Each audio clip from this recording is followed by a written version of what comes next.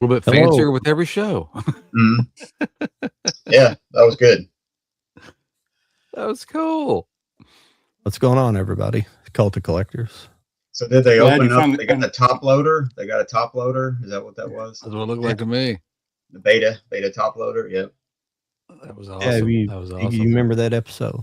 That's a good one where they go and they have to find they get a videotape in the mail from like Faye Valentine's past, but they don't have anything they can play it on, so they go in search of a player. So the first one they get's a VHS player, but it's a beta tape.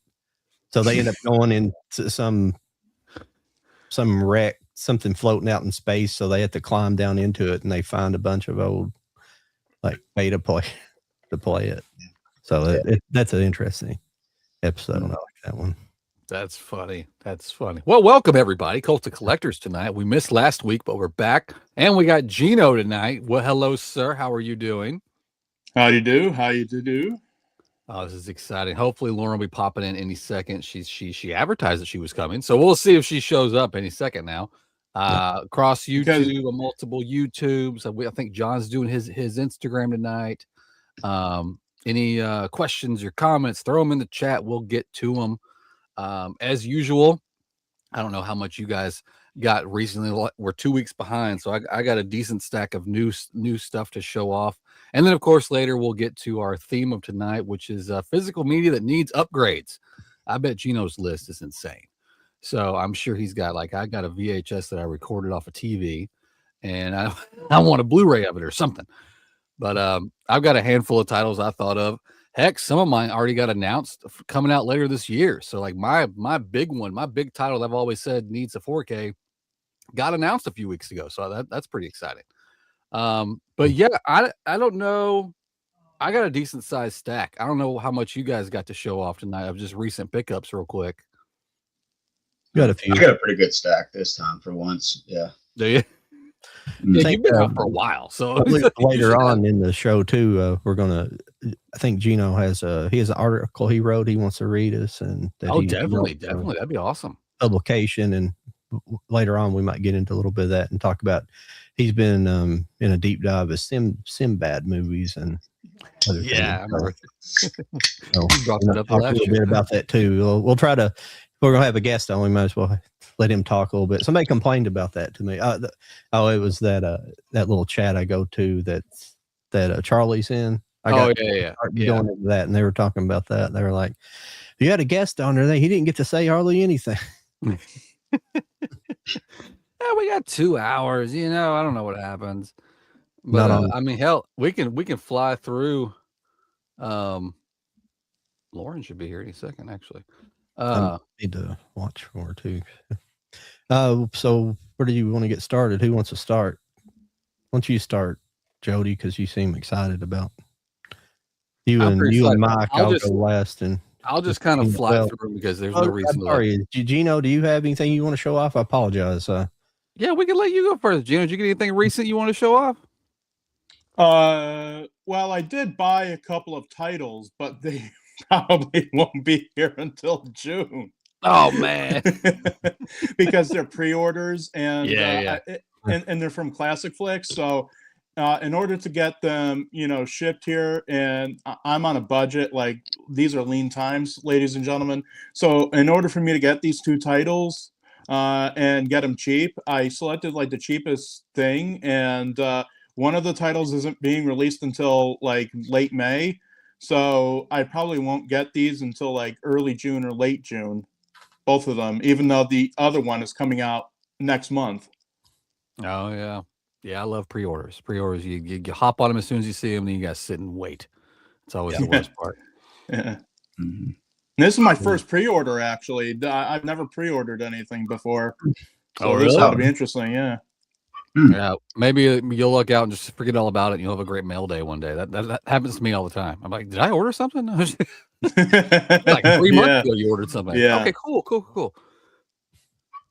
But yeah, I'll just kind of I'll just go through it. I won't get into details because, like I said, I got 2 weeks worth of stuff. But I did get the from who did this? Shout? Yeah, Shout put out the original 78 Piranha on Steelbook. No, I had to pick that up. Cool. We'll wrap around artwork on that one. I had to grab that. I thought I pre-ordered, but I guess I didn't. But I looked out and they still had some in stock. The original Westworld from Arrow Video on 4K. Oh, Had to yeah, I grab got that. Yeah, I pre-ordered that. Or not pre-ordered it. I got it. I thought I did pre-order it. surprise. And when I saw that I didn't, I saw people started posting it. I looked back. I was like, oh no, I didn't get that. And then this one actually came late. I was worried I was going to get one of those Amazon emails saying, sorry, we can't get your shit to you. But I got the complete Cobra Kai series. That's cool. The whole damn thing. They actually put it out. I was very, very shocked that we got this, considering it was Netflix. I didn't even see that was coming out. Yeah, that's pretty. That's been really popular. Yeah, and I still need to finish the last season. To be honest with you, that Westworld, I've seen it coming out, but I was kept being like, I don't know if I want to rebuy that or not. Because I have them both on laser. I have Westworld and Future World on Laserdisc, and and I've never seen anybody hardly talk about Future World. Yeah, nobody ever. I think it was last year. I found out they did like a Future World steelbook like forever ago, like in like Germany or something. I had to hunt that down so I can get it. Yeah, so. I remember it, but I'm not sure exactly what it was. Who put it out? And then I grabbed the Running Man, the new one that dropped last year. Still need to watch it. I heard good things though, so I was happy to hear that. I was worried they were gonna completely ruin a wonderful Arnold movie. Well, I pre-ordered it, and now it says it's not coming to May 6th on Amazon. I'm just had to go to Walmart and buy it because apparently they have it there. Now I didn't order the steelbook. I just ordered the regular 4K. That's weird. Yeah. What else is new? This was new. I got the how do you pronounce is it I never remember how to pronounce it. Is it Sisu? SISU? This is part 2. I always forget how to pronounce that. Part 1 was awesome. Yeah. Oh, I love the first one, man. Yes, I think it's Sisu or something. Sisu, something like that. I always forget. I've heard it both ways, but I've never like paid attention like really hardcore. Like, which way should I be saying this? There she is. Hi guys. How's it going? Hello. We're just playing a little catch up since we were off last week. I'm just flying through stuff I got before we get to tonight's. This was a new one. I just got it in the mail today. They only put it out in Germany. They did a 4K steelbook for Monster Squad. Had to get it because it's one of my favorite movies. And it had the classic theatrical poster on it. Nice. And the last 2 things I got are just things that I needed in my collection. I finally got season 10 for The Walking Dead. I've been hunting this like crazy. Ooh. Got a guy on Instagram that had this copy. Super excited. And then I got from a German label, which translate to Pear Leaf. They do this piece of art box collection. This was one they did last year that I needed really bad to complete my collection. And it's the Blair Witch collection. Ooh. They are really cool. Like boxes just open up. And this one has the 3 Blair Witch movies in it. Oh, awesome. Okay. But that completes I'm actually going to have a YouTube video. Now that I have this, I'm going to do a YouTube video of the whole series thus far and to show it off because not a lot of people even know that exists. So I'm going to introduce some people to ways to spend their money. But that was my stack for the past 2 weeks. Whoever wants to go next. Do we want to go counter or clockwise? And then I guess that would be me next. It would be you next. Yeah, go ahead. That was your idea. So yeah, it's you. Okay. I picked up a few things. Let me go. Now, I've been excited about the John Woo stuff that's been coming out by Shout Studios. So I picked up a few things. I got a couple other ones that weren't John Woo that's in this series, but I just got these out because they're pretty cool. But I picked up the Hard Boiled. Oh, nice. I've completely forgot to follow you. I just noticed like the artwork looks like it's been. Oh, that's cool. Yeah. Like AI or something, but yeah, that's cool. And then I got the Better Tomorrow trilogy. That's cool. He's got- Oh, nice. he's got Yeah, all three that's of good. those. Yeah. They're really nice. I mean, as you can see, it's like really shiny, really smooth. And then I got one of my absolute favorite films of all time, The Freaking Killer, John Woo's The Killer. That's a good one. Yeah, it's pretty nice. It's nice. Who's It's got who three put all guests. those out? Shout Studios. Oh. I guess they're going by Shout Studios nowadays. I'll have to. I got those, and then I saw this on TV, and I totally forgot that William Friedkin did this movie, and I was like all in it, and I was like, man, this movie's badass. But they had a 4K of it, The Hunted, with Cool. Tommy Lee Jones and Benicio del Toro. Uh-huh. Yeah.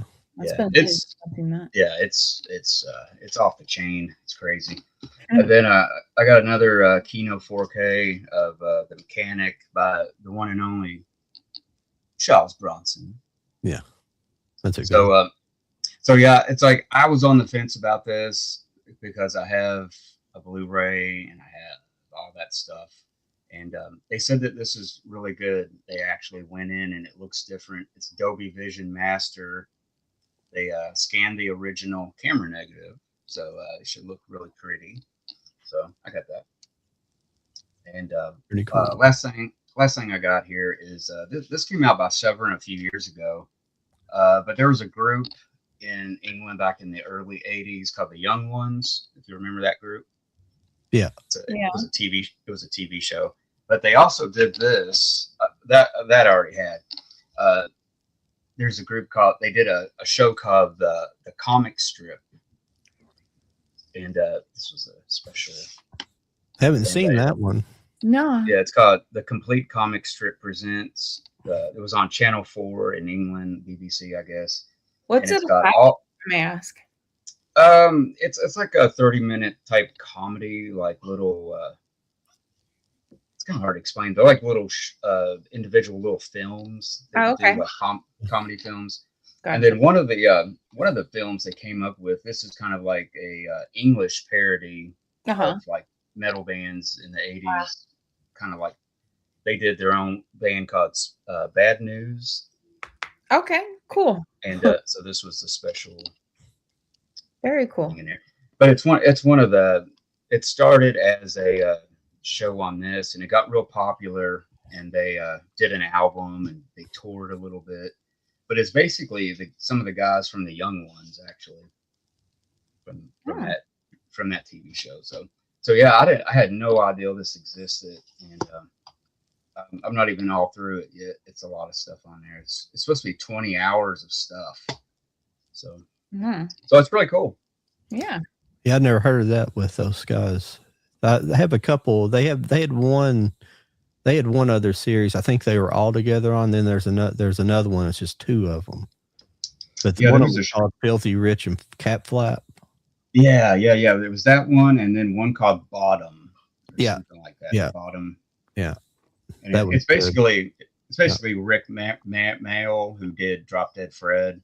He was on that show and Bad News and all that stuff. And Aid Edmondson and. Doesn't Rick Mayo show up in Harry Potter? Isn't he like one of like? I think he ended up, yeah, like a ghost or something. Yeah, he's not. But also, like Right. in this, you see all these like guest stars. Like on some of these episodes, you got like Robbie Coltrane and different like British stars of the day and stuff like that. So it's pretty cool. It's an interesting goulash of English humor. So Yeah. Nice. I love English humor, so I was curious. yeah, it's bloody. It's bloody great. Like, It's bloody great. proper. It's very proper. You Americans don't understand us. Gringos. No, there's one where they do a send up of like spaghetti westerns. It's an episode on there. It's really funny. I have to check that out. You'll have to remind me about that. I'll have to try to pick it up.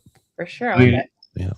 I'm not sure if it's in print. It may be. Severin's website's kind of hard to navigate to see what's still in, But I found it on eBay, and it was about I hate to kick myself in the butt for spending $30 for it, but there's so much stuff on it. It's worth every penny to me, anyway. Yeah.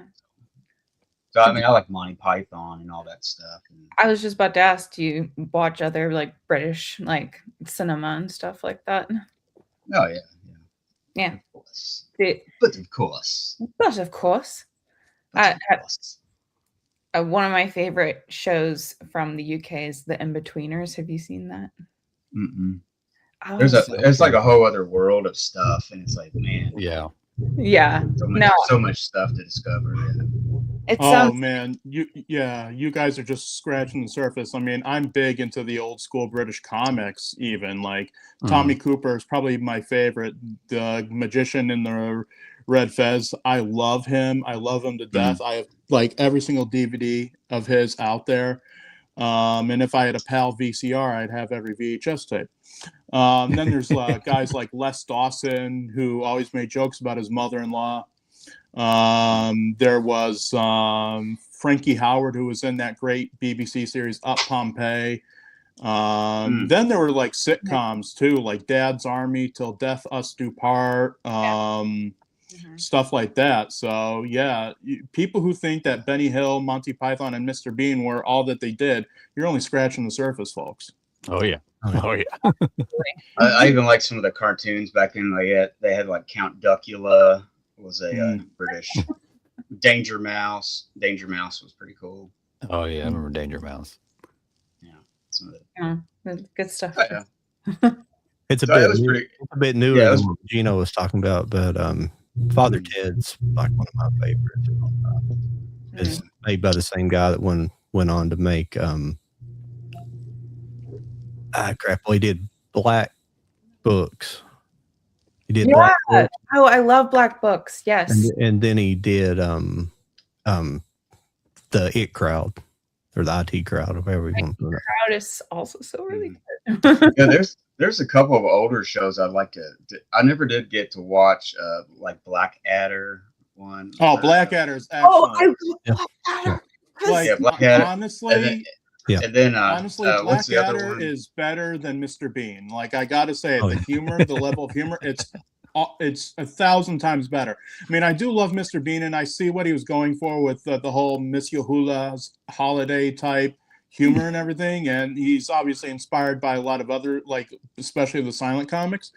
But honestly, Blackadder has such an acidic wit that it's just brilliant, like in all of its incarnations. And honestly, I wish that was what he was better remembered for. You know? I agree with you. Yeah. I mean, again, Mr. Bean, like, still classic, but I agree with you that Blackadder, like, it just has such a deadpan humor, and it's just so well done. And I love all of the performances, like, and just it's just I could go on forever, but I completely agree with you. Yeah, like probably if there's some English people watching us right now, they're just like, what? It's like, we already know about this. It's old crap to us, but no, it's like, what was the other? There was another show, Faulty Towers, that I wanted to try to find a compilation of that had the guy from Monty Python on it. John Cleese. Yeah, John Cleese and stuff. It was pretty funny. Oh yeah. Where he's running like a hotel. Yeah, it's like a hotel, bed and breakfast, maybe. And you know that they did like an American version of that. It didn't last very long, but they did an American version of that with B. Arthur in the John Cleese role called Amanda's by the Sea. It was really, really bizarre. And that show had the unfortunate disadvantage of being paired up with one of the rather notorious McLean Stevenson bombs titled Condo. So yeah, Amanda's didn't do so well, and being paired up with one of McLean Stevenson's stinkers didn't help any. But well, I was surprised that there was a show that actually started as like a little skit on this comic strip, was Filthy Rich or something like that, where it's those two women. Absolutely Fabulous. That's it. Yeah, Absolutely Fabulous. I'm surprised that became so popular as it did in America and the States and stuff. And I think it's still in syndication and stuff over here. but that started as a skit on that because those actresses started actually on the Young Ones actually. So That's funny. But, I've only seen clips of that show. I haven't actually like watched it, but it's absolutely ridiculous. So. Yeah, that's what It started off as a skit. I've only seen a couple episodes of it, and I just got it. Yeah. So wow, I hit on some gold there just now. Everybody was like, yeah, humor, yeah. Yeah. No, I'm all for talking about British culture, humor, all that kinds of stuff. There you go. Yeah. Well, that's about it. I mean, I think I got a few other things, but what's the name of that one show? It's Keeping Up with. I have it back there. But all that stuff's Keeping Up with Appearances or something like that. Yeah, that was good too. Yeah, that's a good one. Yeah, it's funny. Back in the day, like 1987, 86. Awesome. I actually discovered the Young Ones and actually Monty Python off of MTV. MTV used to show them, and I remember this. It was like 7 p.m. every weekday. It was Young Ones and then Monty Python. It was funny. So. You know, that's not the most unusual way to discover classic British. I'm sorry. Go ahead. You know, that's I just said I didn't realize that was the last. I didn't realize the Young Ones was on MTV. I remember Monty Python, but not the Young Ones. Mm-hmm. Yeah, it was on there briefly. I mean, there was only like maybe two seasons of the Young Ones, and this is a pretty good collection. It's the DVD, but there's a better one on Blu-ray I want to get because I discovered something about this set. I got it. And disc 2 won't even play. It's all like jumpy at a play, and then it skips. Oh, is it suffering from like disc rot or something? It might be, yeah. And I was like, oh man. So I guess I'm gonna have to. That's a good excuse now. I can get the Blu-ray. But there you go. Yeah, I mean, this was from 2007, so it might be. That was around that year of whoever was manufacturing discs, like and discs made in Mexico, I think, were the primary targets of that. Yeah. Mm-hmm. I have a Geno box set of Edison films, and it's the one that I used to rent from the library all the time. Edison, The Invention of the Movies, or something like that. It's in a black case. Mm-hmm. It has all of the Edison like short films and experimental films and stuff. And disc 2 won't even play. Like I've tried it multiple times, and I just think there's something wrong with it. And I bought it third party from eBay, but I did try to contact Geno to see if they would replace it, and they're like, "Yeah, no." Yeah. So if it was newer, probably they might would have done that, like if it was just released or something. But and I don't even know if that set's even in print anymore. So I might just have to go and rebuy the whole set. Yeah, it's probably out of print, but see, disc 3 plays just fine. It was just like, oh man, that's a bummer. So since the last time I watched that set, it's already like something's happened to it. So it's just like, man. Oh, you're talking about the Warner Brothers disc rot issues? I see a comment from Movie Hunter. Hello there, by the way. He had a comment about the Warner Brothers disc rot. I bought a disc of because I was collecting everything Laurel and Hardy at the time, and now I just can't keep up because there's just so much more coming out these days. But I was collecting this was like their later stuff, like after they left Hal Roach, and in order to complete my collection, even though I'm not fond of either one of the films, there was a double feature that they had of Air Raid Wardens and Nothing But Trouble. And not to be confused with the later John Candy film. But when I got it, I put it in the player and it just would not play at all. So yeah, the classic comedy teams sets from Warner Brothers are among those sets that had the disc rot issues. I found out. So thankfully I replaced that disc, but still it was quite frustrating to have a disc that wouldn't play. Yeah, I actually have that one, Geno. I need to check it and see if it's messed up or not. But yeah, it's pretty cool. Yeah, a lot of people don't know that Three's Company was originally a British show too. Yeah, and then and then the Ropers, the ill-fated The Ropers, Oive was a spin-off from, I believe, a show called George and Mildred, which I believe in and of itself was a spin-off of Man About the House, which was the Three's Company proxy in the British Isles over there. Mm-hmm. Yeah. That's funny though. You found that out later on, you know. It's like, wow, I never knew that. Yeah, for sure. I'm trying to think of what there's a couple else that people never think about. I'm not talking about like The Office, the obvious stuff, but the new stuff. But oh yeah, there's been some other things throughout the year. Well, Sanford and Son. Sanford and Son was a spinoff from a show called Steptoe and Son. Mm-hmm. Yeah. John, what was that show that you were talking about that was based on? The Office was based on. The Office. I just heard that recently somewhere, and I can't think of what. It's called The Office. It's the Ricky Gervais. That's it. Yeah, that's it. Yeah, he was talking about that. Yeah. Okay. It's called the same thing. The Parks and Rec, I guess maybe you're thinking of. And by the way, Mike, you were talking earlier about how you discovered Monty Python on MTV. That's not the weirdest way to discover a show like that. You want to know how I discovered Mr. Bean? I discovered it by just flipping through channels, and I wound up on none other than Telemundo. And Telemundo was re-airing Mr. Bean, reruns.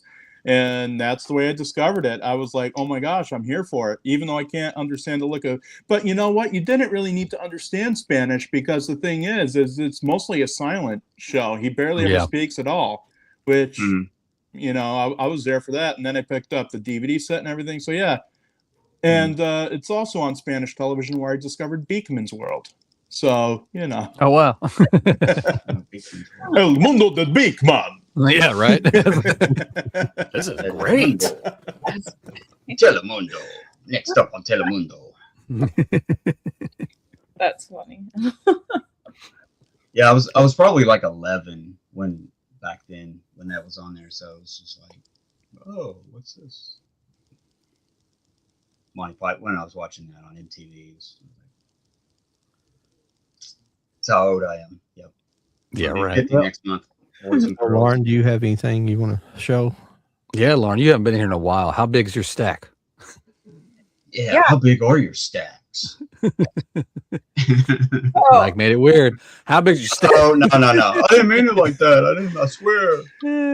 We're just messing with you. Is it like a trip to IHOP level stack? Oh, nice. That sounds good right about now. Yeah. Jody, you just ate a whole freaking dinner. I could eat pancakes no matter what. It don't matter, man. Just scarf down dinner. I'll gladly take some pancakes. Mm-hmm. Bacon and flapjacks.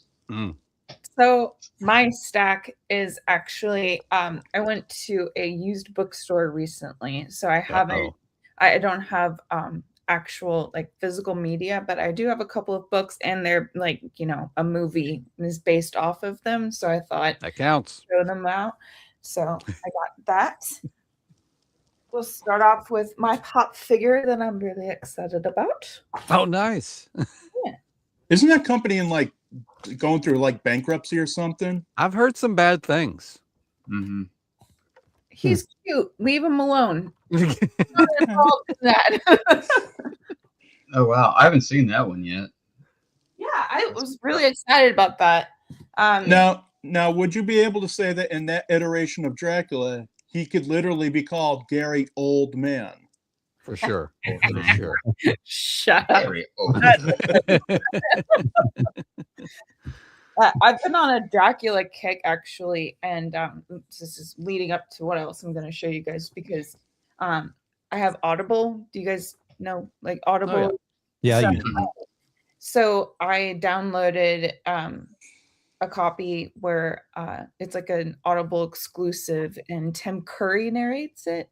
Oh wow! So I was really excited. So when I saw that, I was like, gotta have that. And then I have a graphic novel that I grabbed. It's got really unique kind of minimalist artwork and stuff like that. That's cool. Mm. I like that. I like that. That's cool. Yeah. And then I grabbed the original actual copy because I like to listen and read along. So I got these guys. Did you pick up? Did you get the Harry Potter, the reading forecast? Oh yeah, I'm on that. Don't you even worry. Don't you worry about that. I haven't got that one yet. I just have the regular ones now. I haven't got around to that yet. So Yeah, eventually. they're amazing. That's actually I've been talking everyone's ear off that will listen to me. I love the like the OG, like just being read to you, and it's really great. But I love the full cast ones because it's not just that you have the full cast, but there's also like if Hermione's reading a book, you can hear the flipping of the pages, or like a horse rides by and you hear the clippy clompy, and it's like I love how immersive it is. It's really cool. So if you guys are ever interested in, absolutely recommend it. There's other ones like I'm also reading or rereading Pride and Prejudice, and then again the Dracula and stuff like that. So that they have some really cool ones coming out. Anyway, but Dr. Jekyll and Mr. Hyde. Oh, nice. I used to have it when I was a kid, and for some reason I gave it up. I don't know where it went, but I don't have it anymore, and now I do. So problem solved. Yeah. I Am Legend. Cool. Richard Matheson. Yeah. Now, this is kind of like, I don't know how if I should even bring this up with a woman in the room, but you know, his duel story being printed in Playboy, that duel story that later got turned into the film by Steven Spielberg, fascinating read, and even a better film. Oh, interesting. Oh, yeah. I didn't know. Oh yeah, duel. Yeah. So Steven Spielberg, ladies and gentlemen, got his career started by a story written in Playboy magazine. Nice. Fun. Yay. Nice. As do they all. Don't worry, we only read it for the articles. That's Yeah. right. Definitely. Yes. No pictures. Point to prove it. And the next one is World War Z. Oh, nice. I obviously know that it was based off of a book, but I've never read it before, and I know some people naysay the movie.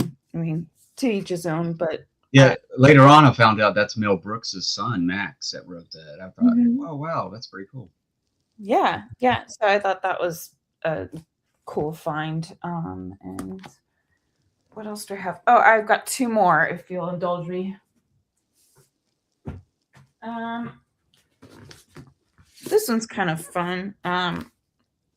Obviously, Stephen King. We love Stephen King, but I'd never heard of this, and I read the back, and it has some really interesting stories. It's like a short collection, I believe.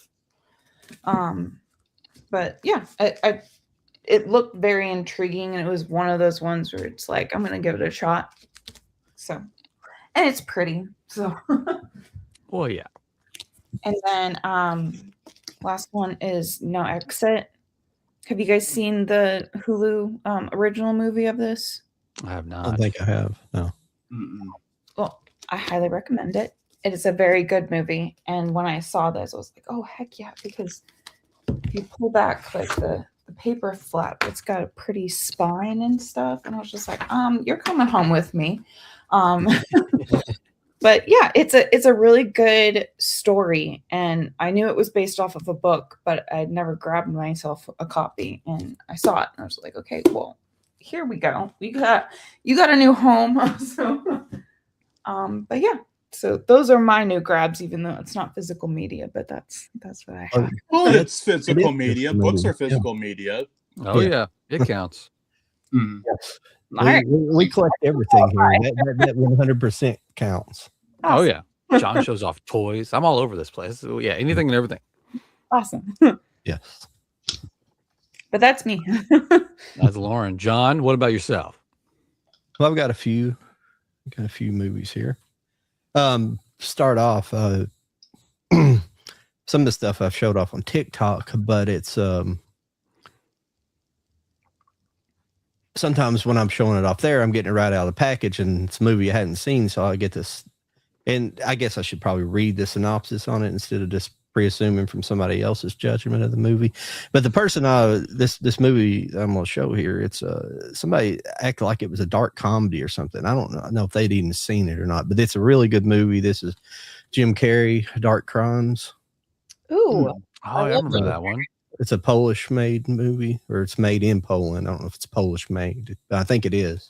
really? Oh, I've never heard It's of it. really dark. It's really dark. He's like a detective trying to solve a very fucked up case. Yeah. Oh wow, yeah, that looks cool. And kind of gets involved in the case too. And What's the name of it again? Dark Crimes. I'll have to check that out. Yeah, it's really good. Alley. Yeah, his Polish accent is like when he at the very beginning of the movie, I didn't really recognize it. I thought he was just speaking in like his normal, American accent, and it was really subtle. I thought it at first, right when the movie was getting started, I thought he was like a U.S. detective that came to live in Poland and worked for the police. But then I realized this a little bit on into the movie, he was speaking in a Polish accent, but it's like really smooth and it's really good. It's a really good accent. Ooh, good for that. That's awesome. Very subtle is what I meant to say. The next one I got here is the Man Who Wasn't There. Oh yeah. Oh yeah. It's a Billy Bob Thornton Coen Brothers movie. Yeah, it's really good. I liked it. I just saw it last year for the first time, actually. Yeah, I saw it like way back in the day. I think I may have seen it in the theater actually, but it went very unrecognized for the most part. I believe it came out after Oh Brother Where Art Thou, and it kind of got lost in the wake of that movie. Yeah, but it's basically Billy Bob Thornton's he's like a barber, and he's like a kind of like me in real life. Don't talk well. No, I'd probably talk more than he did, but he doesn't talk a whole lot, and he gets involved in some like crimes, a little bit of crime, trying to extort somebody for money, essentially. But it's got a little bit of some sci-fi thing going on to it, a little real mild sci-fi going on. So it's a very interesting. I thought he was really good, and he really did play a barber well, because barbers don't talk your ear off there, but he was just perfect. He's just like, I just cut the hair. Yeah, I just cut the hair. The next one up is this 1970 classic Network 4K. Yeah. Mm-hmm. This is a really good movie. Yeah, it's a good copy. Still relevant, sadly too. Yeah, these discs are beautiful. Ooh, oh wow, awesome. so pretty. Yeah, no, that's really awesome. Yeah, it's a really good cast and stuff. I'm gonna wait till like there's a Barnes and Noble half off thing and go in there and get it and waiting on. That one. This was just everything's black and white with this. Because it's the black and white movie. I didn't say it, Mike, but it's a very good film noir. The Man Who Wasn't There. It is a film noir for sure. Oh yeah, that's cool. It's almost a film noir. The way I always explain film noirs about being more about the human condition, and what makes the criminal bad, not so much about the criminal, more than just the aesthetic of the movie. Yeah. I like the next, I picked up the Wild Robot Steelbook. I don't think this is anything real new, but it's a good steelbook though. It looks good. Yeah, I liked it. It turned out good. Oh, pretty. Oh, the other disc is in my player right now. Yes, I love the interior artwork. Yeah, it turned out nice. We've already seen this one, the Sisu.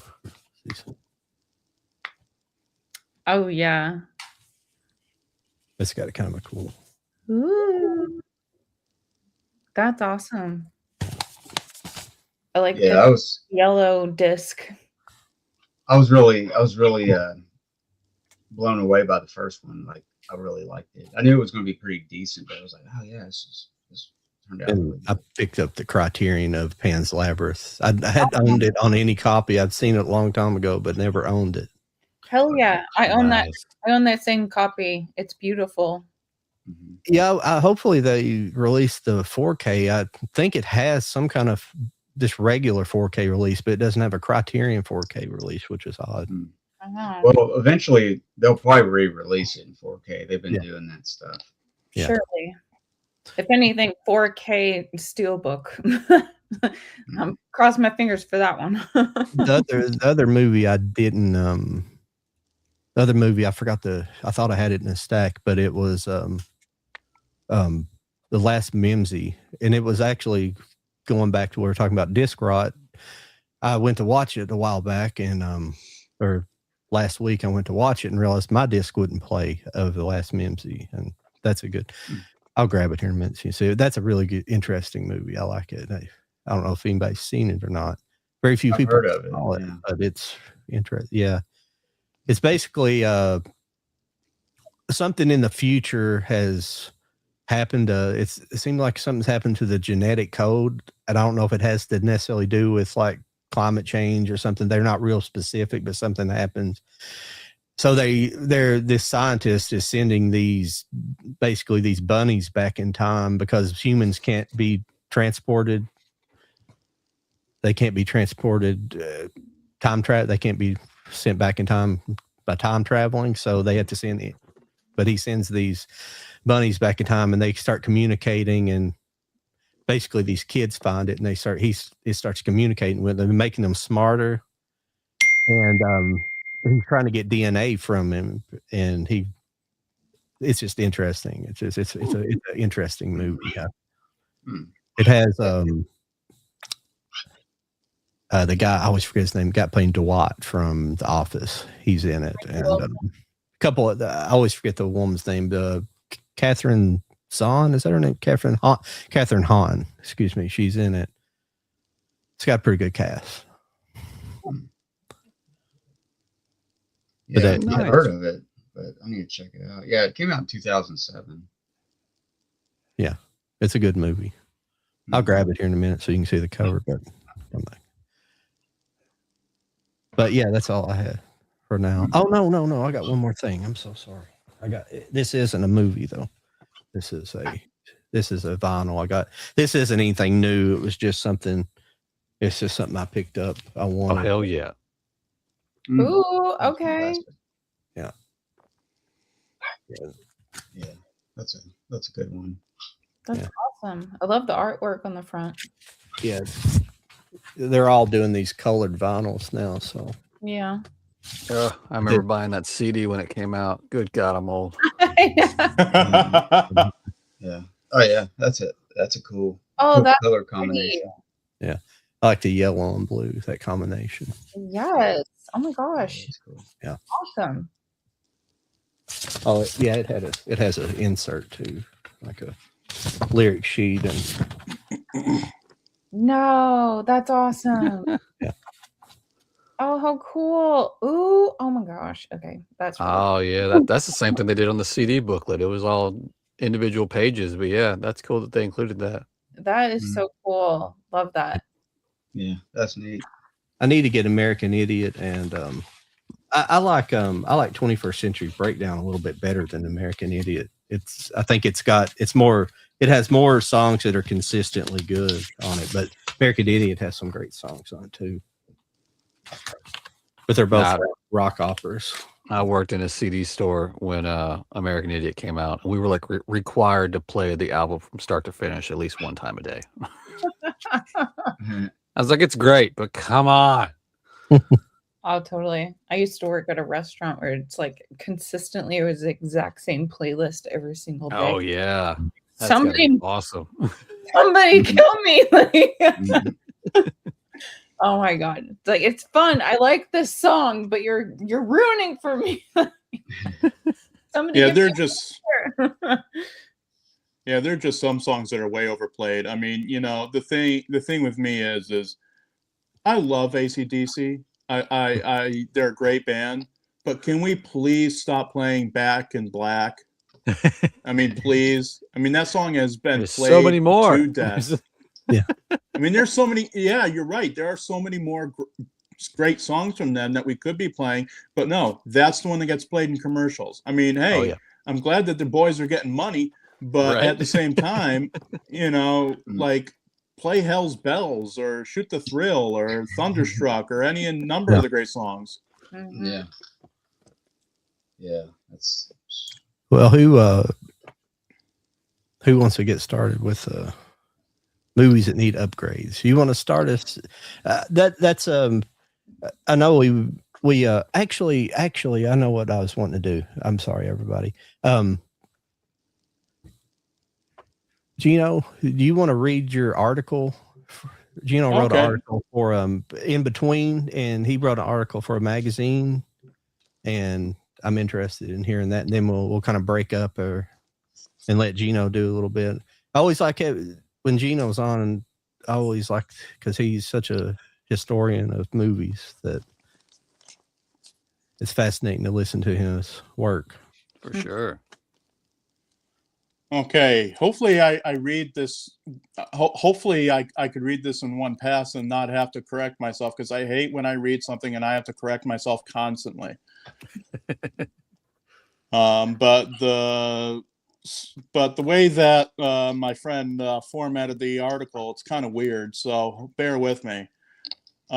This article is called Disney's Hidden Treasure, DuckTales, the movie Treasure of the Lost Lamp.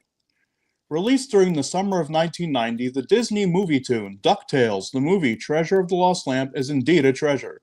The film, based on the then popular 1987 animated television series DuckTales, is not only an enjoyable animated treat, but also historically significant, as being the final Disney animated feature to be animated almost entirely by hand, with hand inking and painting. After Treasure of the Lost Lamp, Disney shifted to computerized techniques to help with the production of their quote-unquote traditionally animated feature films. For many working on the production, this was their chance to prove themselves worthy of feature production. Instead of being animated at the Disney Studios in Burbank, California, Treasure of the Lost Lamp was produced by an international animation team, with work being done in the Americas, France, and Asia. As such, the work does vary in quality, and the animation ranges from top tier to mediocre. However, this isn't to say that the film doesn't have merit. While it ultimately wasn't the box office success that the producers wished for, the film became an instant cult classic on home video and numerous airings on the Disney Channel. The film, which sees wealthy billionaire Scrooge McDuck and his nephews traveling to Arabia in search of the long-lost treasure of Kali Baba, was an experiment for international studios. David Weimers, creator of the DuckTales television series, noted in a 2020 interview with Sci-Fi's Christopher Inoa that, quote, they, meaning Disney, wanted to see if we could do a sort of Disney-light, a feature film but for less money. They also wanted to see if they, being the foreign animators, could succeed, so we set up studios in London, France, and Australia. French animator Pierre Lafute recalled, it was very big for us. Disney coming here to Paris, it was incredible. There was no Pixar or DreamWorks. Disney was really the only one doing feature films. In addition to the animation, Treasure of the Lost Lamp also boasts a rich voice cast, with Alan Young, Terrence McGovern, and Russi Taylor reprising their roles as Scrooge, dim-witted pilot Launchpad McQuack, and nephews Huey, Dewey, and Louie, respectively, from the television series. The film also brought on popular actors Christopher Lloyd and Richard Libertini as the film's villains, Murloc the Evil Sorcerer and Dijon the Wayward Thief. As the film is called Treasure of the Lost Lamp, the film needed a genie, and surprisingly, Weimers had only one person in mind. Weimers said, quote, I called up Jeffrey Katzenberg and told him I want Robin Williams, as Weimers had worked with the talented comic during his tenure on Mork and Mindy. Unfortunately for Weimers, Katzenberg was not answering his calls, so the role ultimately went to famous confetti-tossing comedian Rip Taylor. Interestingly, Williams would later voice the genie in Disney's 1992 hit Aladdin, and the rest was history. As a child, I loved the DuckTales television series and the Scrooge McDuck character particularly, so Treasure of the Lost Lamp was a certifiable hit for me. I loved and still love everything about it, from the feature-quality animation to David Newman's impressive scoring, the voice cast, and the wonderful fantasy aspects of the film. Treasure of the Lost Lamp ticked all my boxes. Revisiting the film as an adult, I still love it. Having recently seen such films as The Seventh Voyage of Sinbad, I've come to appreciate Treasure of the Lost Lamp even more profoundly. The character of Murloc, the sorcerer who hunts down Scrooge to steal back the lamp, can be seen as a descendant of Torrin Thatcher's Shakura from the Harryhausen animated Seventh Voyage film. The film's poster also evokes such timeless adventure tales as Raiders of the Lost Ark, with Scrooge McDuck as the Indiana Jones character. The film is an amalgam of classic adventure and Arabian Nights stories, with the brilliant Carl Barks' Uncle Scrooge comics serving as main inspiration. The film admittedly loses speed once the action returns to Duckburg, but as soon as Murloc and Dijon return to the story, the thrilling adventure doesn't let up. Not only does Scrooge have to battle Dijon, who steals Scrooge's fortune, but he also engages in combat with Murloc, when the latter transforms his luxurious money bin into a twisted den of evil. Of course, this being a film aimed squarely at children, there is a moral to the story. Love is the world's greatest treasure. Even so, the film is an enjoyable 74 minutes of charming animation, beautiful music, and a heart that is so woefully missing from today's animated output. Another thing worth considering, while Treasure of the Lost Lamp ultimately underperformed at the box office, it did inspire Disney Brass to allow the international studios to continue producing feature-length and television animation. Indeed, had it not been for Treasure of the Lost Lamp, the animated landscape would have never seen the release of the equally cult classic, A Goofy Movie, which served as an adaptation of Disney's successful animated series Goof Troop. While Treasure of the Lost Lamp may be seen as a mere big-screen adaptation of a weekly television series, there is so much more to it than that. It was Disney's last animated film to be completely cel-animated. It was also an experiment to see if the international studios were up to the task of creating an animated feature. For creative people of a variety of talents, its creation granted a wish no genie could ever fulfill, a chance to work on a Disney animated feature film. Treasure of the Lost Lamp is indeed a treasure, a beautifully animated and wonderfully scored treat featuring characters who have become household names. I must also admit to loving that iconic DuckTales theme heard in full stereo at the end of the picture. If life is indeed like a hurricane in Duckburg, Treasure of the Lost Lamp is a cyclone. DuckTales, woo-hoo. Very good. Very Awesome. good. Very good. That was a good article. I like that. Thank you. Very nice. That That was probably good goes. That too. probably can lead into your first movie that needs to be upgraded, or Right. get a physical release at all. Didn't you say was only on television? Well, the thing about DuckTales the movie that's weird is that it was all over the place on VHS, on the Disney Channel, and I have like multiple like off-air recordings of it. Like I love the movie so much, and Jody well knows that I have like 12 VHS copies of it. That's a great picture.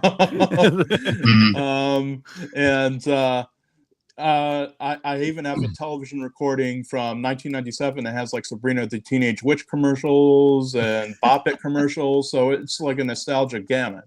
Yeah. But the weird thing about that movie is that it was released briefly on DVD in 2006. Then it was quickly yanked off store shelves so that it could be sold under the Disney Movie Club, which or whatever. Yeah, exactly. And it wasn't until I believe 2014 or so when it was reissued again on DVD, but for a broader consumer base. So yeah, that interesting, very, very interesting. And the remaining episodes of the series, there were 3 box sets of the original series that were put out there for the consumer average consumer base. But then the last few episodes, lovely Disney in their infinite wisdom, and as Lauren pointed out, put out the remaining episodes in the Disney Movie Club. Like, excuse me?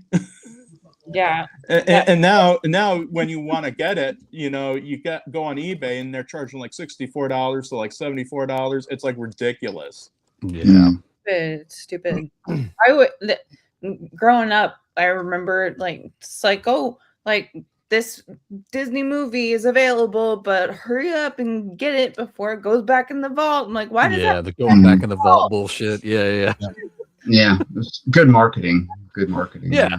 Good marketing because they get the money. I just like, can I just like have it? Like why I have to rush to Target tomorrow because it's going back in the vault on Wednesday? Yeah. Because once they close the door, they're never open it again. Yeah. No. Yeah. Until it's on Disney Plus, and then you have to pay whatever it is to have the. And what's sad is Disney's got their hands on so much. They could care less about physical media. They're giving it to us, but they're giving it to us. They're like the highest priced studio that puts out physical media. And I think, honestly, that's part of a plan that however many years down the road, they're going to be like, see, guys, you're not buying it like you said you would. It's like, well, we're not buying yours because it's too damn expensive. Yeah. And so they're going to throw out some pie chart and it's going to show, and they're going to be like, well, we're just going to stop because the movie club died, 2 years ago now, I think. Yeah. They completely yanked the movie club. They clearanced off everything on the website. And that came out of nowhere. I had just joined because that was right when they were dropping the MCU Disney Plus TV shows on Steelbook. And they were doing a buy one, get one half off, but it was only if you were part of the movie club. So I joined. I was like, hell yeah, that's cheaper than going to the store. And within a year, maybe, they were like, we're done with the movie club. So it's like all this stuff just kind of just went away. And Disney, they've already pulled out of overseas market. So any like these fancy editions that I do group buys for, if it's a Disney film, it's a discless release. They don't have the disc with them because they can't get it overseas. So they've already pulled out of the market over there. Yeah, I was just gonna follow up with you, and if I'm understanding correctly, Disney bought the company that made the movie Barbarian that came out a couple of years ago, and they just it's just in limbo. There's just no physical release, and it's just so disappointing, and that scares the crap. I mean, you guys like also physically collect and stuff, so like that scares the crap out of me. Or it's like, no, I don't want to rely on you or your streaming service. Like I want to own it. So like when it goes off of your streaming service out of nowhere, like I at least have access to that movie. And I don't like this ebbing away of making like the movie come out physically. Well, if they don't want to make physical media, won't they sign the licensing over to somebody like Criterion? Or they should. Whoever lands that contract, you'd think, but whoever lands that, like if they settle with one label like Criterion, Arrow, Shout, if they actually settle with one label, that's going to be huge. But that's awesome. And because then Criterion put out Wall-E a couple years ago in 4K. I was shocked. I was shocked by that. Yeah. Was Wall-E, was it a Disney movie at the time? Was it a Disney Pixar, or was it just Pixar? It's Pixar. Oh, that's right. Yeah, Pixar. Always at some point they split off, but yeah, it's Pixar now. The rights might have been, they may have somehow retained the rights might have been retained some different way, so they were able to get it without being under the umbrella of Disney. I don't know that for sure. It may actually, I haven't looked at it in a while. It might actually have Disney printed on the packaging. I'm not sure. They technically, from my understanding, it was Disney and Pixar, and then they split off for a little bit, and then they kind of joined back together, but they're still their own individual thing, which is probably why the Wall-E Criterion was able to be made. So I also want to say, hey, Stacey Akers Movies. Good to see you. She's already filled up the chat up with questions. Oh yeah, Stacey with her wild ass questions. We'll get to them, Stacey. We'll try to get to some of them here in just a little bit. There was at least one that I saw was good for Geno. His top 3 Western movie characters ever. Oh wow, you guys. So could I switch that to actors? She asked all kinds of questions like that. I'm just going to get started here with movies that need to have an upgrade. This is a Richard Linklater movie, his Suburbia. I'm just going to I'll flash it real quick. Well, that one always falls between the cracks and stuff, and people forget about it. But yeah, it's a very good movie. I froze up for a second. Hopefully I don't start having we're gonna lose John. Don't lose John. Don't let John. Not again, John. This could be an internet issue if you guys can hear me. Well, we can hear and see you now. You're moving in 60 frames per second. Thank God. It's amazing. There it is. There you go. You're back. Yeah. That's weird. Oh, there we go. It was delayed. It like delayed and put me up on full screen. But this movie is actually it's still a burnt disc, but it was like an actual physical release. I mean, it was an actual release because I have another version of it that was kind of the same way, but it was like formatted for the full screen TV. So whenever you played it, it was just that little bitty. It was a little bitty letterbox in the middle. You know, it was inside the image, real small. But this one, I mean, obviously, this shares the same title as another big movie. That's probably has a lot of what to do. It probably has it's probably the reason why it doesn't have a better release. I don't really know why he named it Suburbia whenever that was already already at least a cult hit at the time, but a well-known movie. But I always liked this movie. It's really good, really funny movie. Yeah, you guys seen this? I know Mike's probably seen it, and probably Jody. Yeah, I got that release, John. I got that DVD and stuff. I was like, I still don't understand that. You know, it's like even Criterion has put out a lot of his movies, almost most of them. You know, yeah, and, they would be the ideal people to do it. I think what is it, Warner Brothers that owns it? Is that who? That sounds right. Is? Which one? Is Suburbia a Warner Brothers release? Is that Warner Archive? I don't think it doesn't have a. Because I want to say it was like New Line. It sure is. It's Warner Archive. Yep. Yeah. I want to say it was New Line Cinema or something that released it. Yeah. The first one I was talking about, I don't know if it was a Warner Archive release. It was some kind of. It was like a sort of a official release. I don't know. It was weird because they re-released it like that, or maybe I bought a bootleg version of it or something. I can't remember. For years it didn't have any. For years it didn't have a release at all. I kept waiting for it, and then finally that bootleg came up. Then that one released several years later. So yeah, it's weird sometimes. That's a good example, John, right there. Mm-hmm. Yeah, Movie Hunter was saying that Stargate needs a 4K. Yes. Oh yeah, for sure. I thought it had one, but I don't guess so.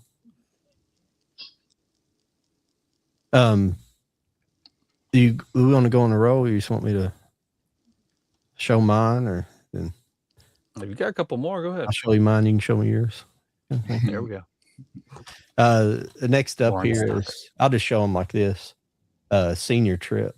Oh yeah, National Lampoon Senior Trip. That's surprising that hasn't gotten a good one yet. Yeah. I always liked this one. It's kind of a lesser known of them, but this was good. It has her buddy on there that was. Well, see, they put those other ones out. You know, it was like a no-brainer to put that one out too. You know. But, yeah. Well, it put probably some of the bad ones out. You know, like on Blu-ray, like some of those. They had a couple of like latter ones that wasn't very good. It was like those kind of Naked Gun type movies. I'm not saying Naked Gun's bad, but they tried to mimic that style. Wasn't it Loaded Weapon or something? National Lampoon's Loaded Something Weapon. like that. Yeah. Yeah, I think it's one of the latter ones. That might have been. I can't remember. It seemed like I had some duds there towards the end. This next one, it Slums of Beverly Hills. Oh yeah. Oh. And I looked it up. I've looked it up before, but this time there is a Blu-ray of it, but it was like a 2013 release in Europe, but it's never had a release here. Jody might know a little bit. It could even be just a bootleg release. I don't think it has. Yeah. For some reason, a lot of movies get released, believe it or not, in Spain. Like there's like a Spanish version released and stuff. So it's weird. Like the rights or something is really weird. Yeah. Where I don't know. It's weird. It was like Spain or Italy. Like, come across some like copies where it's like you can get it, but yeah. Mhm. I always loved Yeah. the movie. Have you seen that one, Lauren? Which Sons one? of Beverly Hills. No, I haven't actually. That one's really Yeah, that's a good one. Yeah. I'll have to check it out. This was I had that one.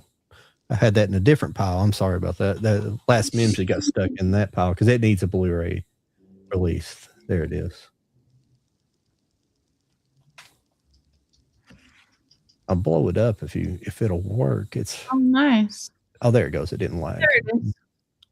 Oh wow, yeah, it was one of those infinity Yeah. films. Like Is that there was a whole series of those. What is it, Lauren? a DVD? Yeah. Oh, gee, let's go. Gee, funny.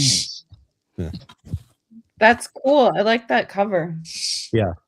The Finna films, they didn't release a whole lot. I had like Blow on a Finna film. And Elf was one that they did. Yeah. Mm. They basically, if you ran it in Finna film mode, it would flash up facts about the movies during the movie. Mhm. It's a very, very interesting way to do those. They did like really creative things with DVDs, but it didn't get passed on necessarily to Blu-ray. Mhm. Oh yeah, I did, packaging, menus, they went all over it with DVDs. I don't know why they dropped some of that so much. I know, it's such a shame. And then, you get like, you still get like special features like that second disc and stuff like that. But the little booklet or, like they used to do so much more with DVDs. They dropped a lot of it. It's a shame. Oh yeah, for sure. Well, I could do you one better. What about VHS and how special those used to be? Yeah. What about what about the VHS of the original King Kong, where if you pressed the chest on the cover, it actually roared at you? Hell yeah, that's what I'm talking about. See, Yeah. that's what I want to see in today's physical Yes. media Yes. collection. Oh, that was cool. The next movie I have here, this is a British movie, but it's a really good one. It's called The Smallest Show on Earth with Peter Sellers. Oh, okay. And I'm pretty sure it doesn't have another release. I tried to look all these up and make sure it hadn't had a release since I'd last seen it, because this is like a burnt too. It's like obviously like a homemade copy. Oh yeah, yeah. That's the only way I could get it. I think it's burnt. Yeah. Yeah, it's burned. But this is a really good movie. It's about basically a couple who, the man and the woman who inherit a movie theater, and they have to they're basically in competition with like a large movie theater across town that got built, and they're threatening to put them out of business. So it's just one of those kind of rally around your community kind of movies. Oh, nice. It's really good. Yeah. But Peter Sellers, he's like that real old man. It's another one of those movies where he's got like brilliant makeup on and stuff, doing like a age up progression makeup. It's really cool. But the last one I actually have on in physical here is the Gleaming the Cube. Yeah, we need that. And I've wanted this on Blu-ray forever, and they've just one of those movies I would rent all the time. I'm shocked. I am so shocked that Shout or even Arrow or hell, Vinegar Syndrome. I'm surprised none of them have gotten to be able to do that. That's all I have on physical. I have some written down, but we might wait till we get to the end, so somebody might. The only one I think nobody will do is Can't Buy Me Love. Can't Buy Me Love doesn't have a Blu-ray release. I can't believe that. Oh, movie. really? Yeah. I've tried to, unless it has like a European release, but I looked it up and I couldn't find one.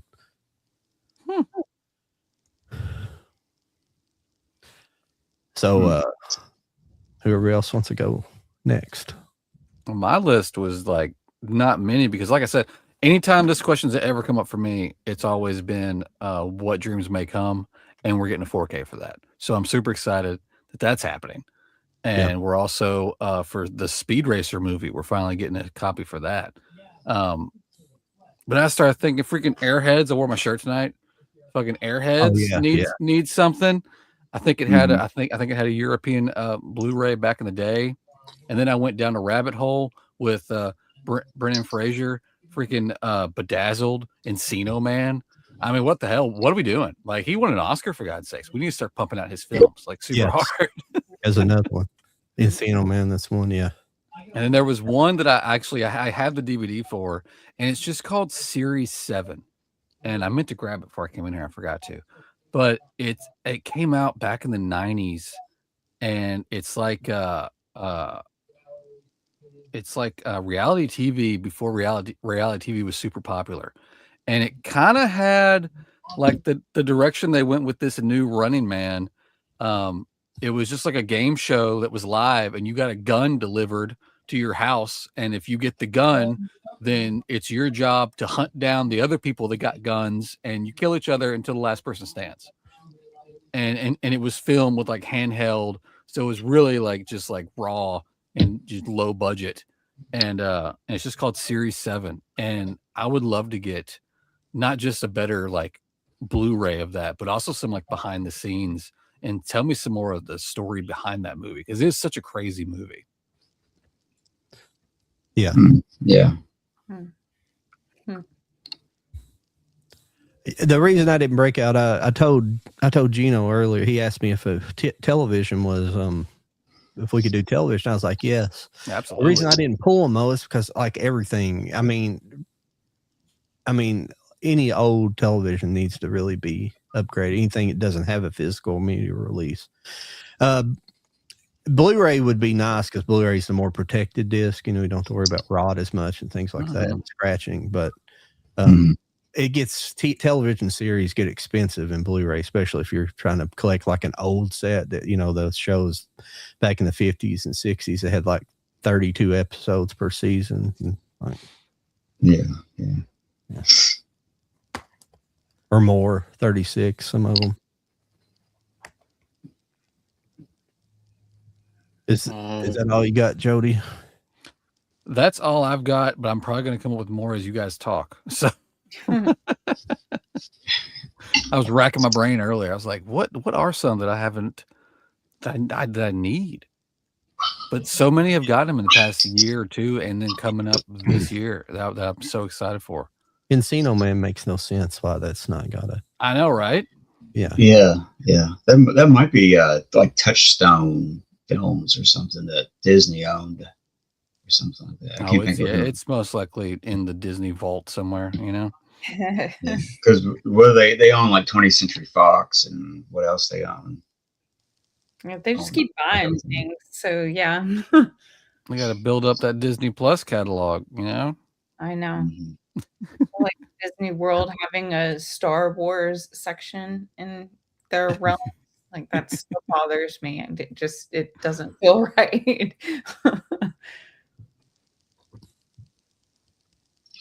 Well, guys, I got a few of them, but I didn't get all the movies out to stack. So I'll tell you them because I'm sorry, I wasn't prepared for class today, guys. You sent me to the principal's office. I'm sorry. I have my pen, but I don't have my other stuff.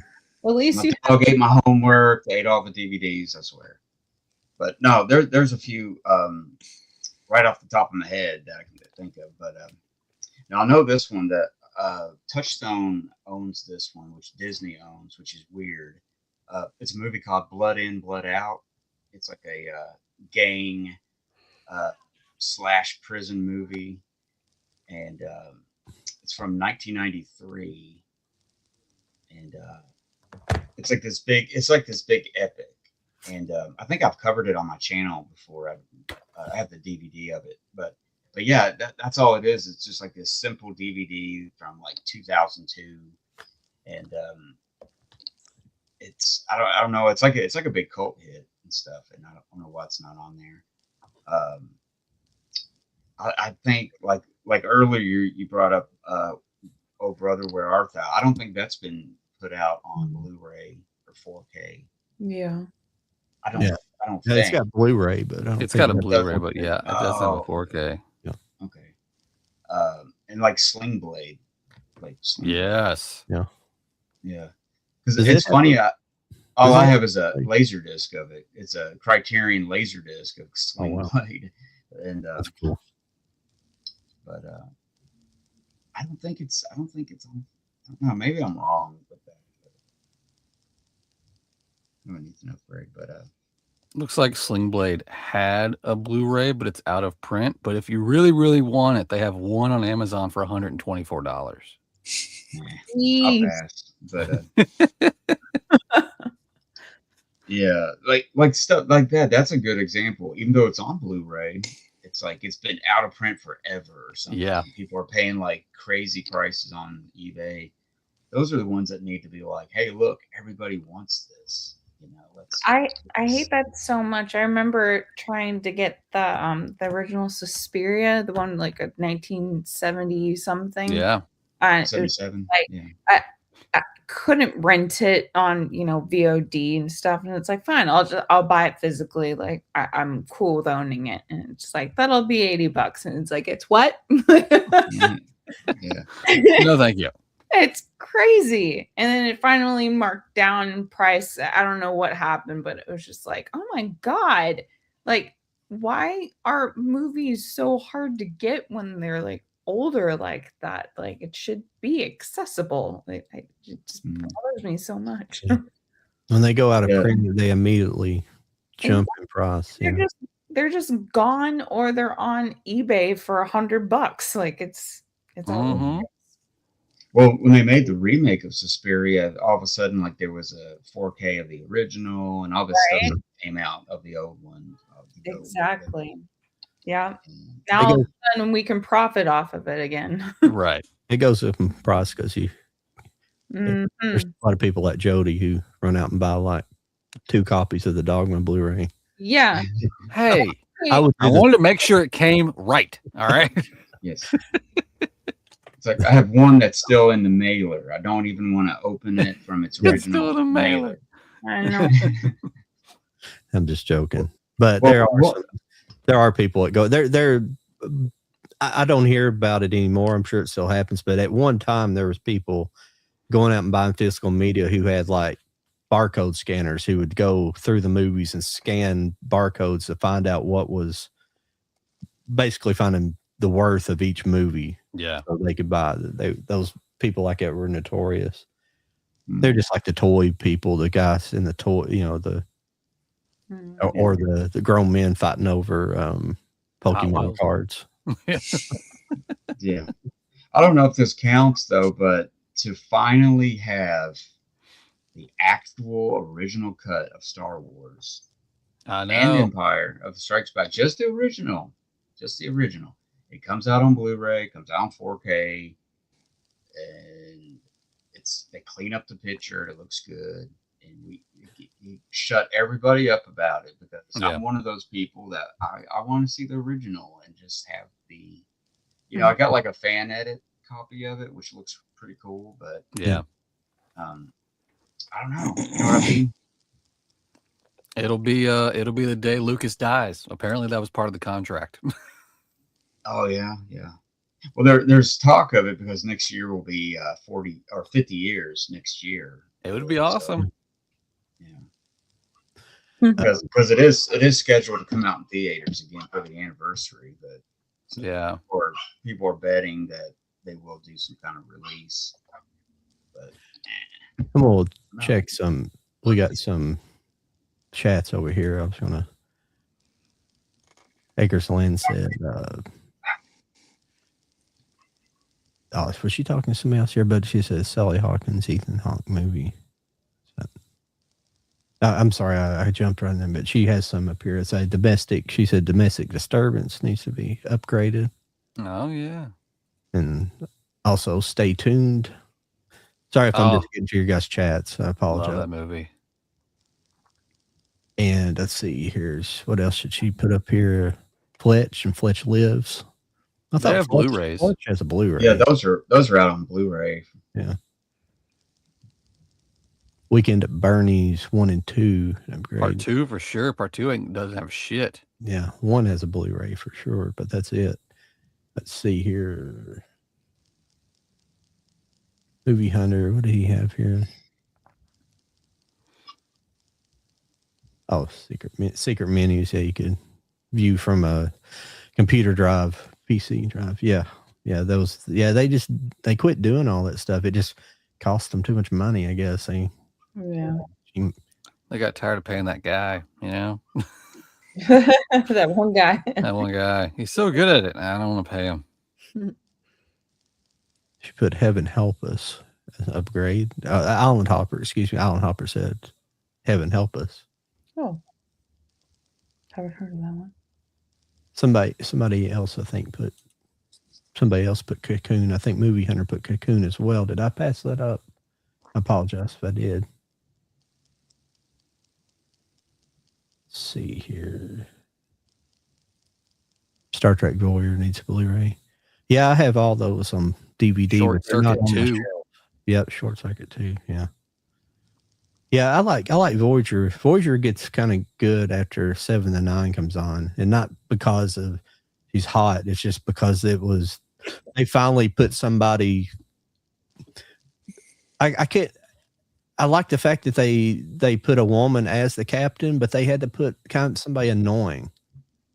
She was, every time they came into her like her cabin, or her the captain's quarters, yeah, captain's there quarters. It is. Yeah, and she'd always be like reading a book and like drinking espresso, like all. It's like, come on now. And when she was in her holodeck program, she was Leonardo da Vinci's protege. It was this. So when 7 to 9 came on, they like made her like butt heads with the captain all the time. Like, so it kind of evened that out a little bit. Other than that, it had some really good episodes. I like it pretty decently. That's funny. Yeah. Oh no, I can't think of. There's some more I can't think of right now. It was actually a movie from like 1982. It's called Six Pack, and it had Kenny Rogers, and he has these like orphan kids, and they're like building like they have like a NASCAR. Yeah, so, you know what I'm talking about? Like, and yeah. I think it's only on DVD. Six Packs. You did say Six Pack. Yeah. Six Pack. Yeah, and then there's a movie called Heart. Oh, this might be the ultimate one. Heart Like a Will. Oh yeah, which yeah. Was Bonnie Bedelia, and it's about Shirley Downey, the famous first female drag racer. And that thing, I already have a laser disc of it. I don't even think it's on DVD. It's in the 20th Century Fox had the rights to it, so Disney has probably got it. But yeah. I saw earlier today we got a bunch of Universal and Sony titles, like old ones that they're putting on Blu-ray. There's a 1935 Bing Crosby, Mississippi is coming on Blu-ray. George Burns' Here Comes Cookie is coming on Blu-ray. $1 Million Legs is coming on Blu-ray. Oh, that's a classic there. The for TV, here's a Dana Carvey classic, Blue Thunder. They're putting the complete series on Blu-ray for no damn reason. Yeah, short-lived. I remember the Dana Carvey show, but I don't remember. Private Benjamin is coming on Blu-ray. Oh yeah. Private Benjamin, man, that was always on TV when I was a kid. Crack Up from 1946.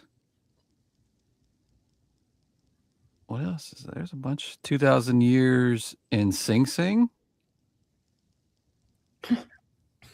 And The Private War of Major Benson. A bunch of older titles for sure. Yeah, some Warner Archive stuff. Yeah, that's pretty cool. Some of those I used to buy those all the time and watch them, but I kind of got out of the habit here recently, and I burnt myself out on watching film noir stuff there for a while. So I kind of got out of watching the older stuff, as the old stuff. I usually just buy.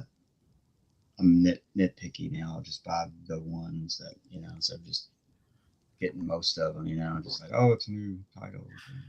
Well, I was just buying too much. It's just creating too much of a backlog. I never. When I started collecting, well, most of the years collecting, it was just different in the early 2000s. You just didn't have the mass amount of choice we do now, and right. And it was DVD, Blu-ray, then Steelbook, and then Criterion, and then Arrow. Like, they're just adding things on. And then you want that copy, you want that copy. I relate it. Yeah, my first I don't think years it was just DVD. Yeah, I don't think Arrow came around until like 2009, maybe 2010. I know, but you already have the copy, right? But then you see the Arrow copy, and it's like, oh, but I need that copy. And so oh yeah, for sure. These are the same.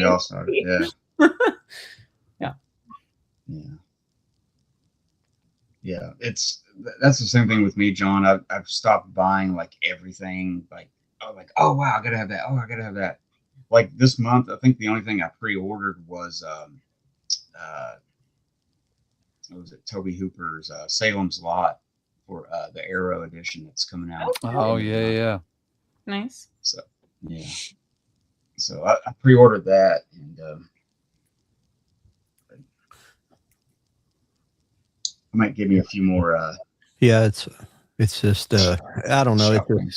Everything's getting a little more expensive too, just a little bit incrementally. No telling what's going to happen here soon. If anything keeps getting worse, it could get real bad, but hopefully not.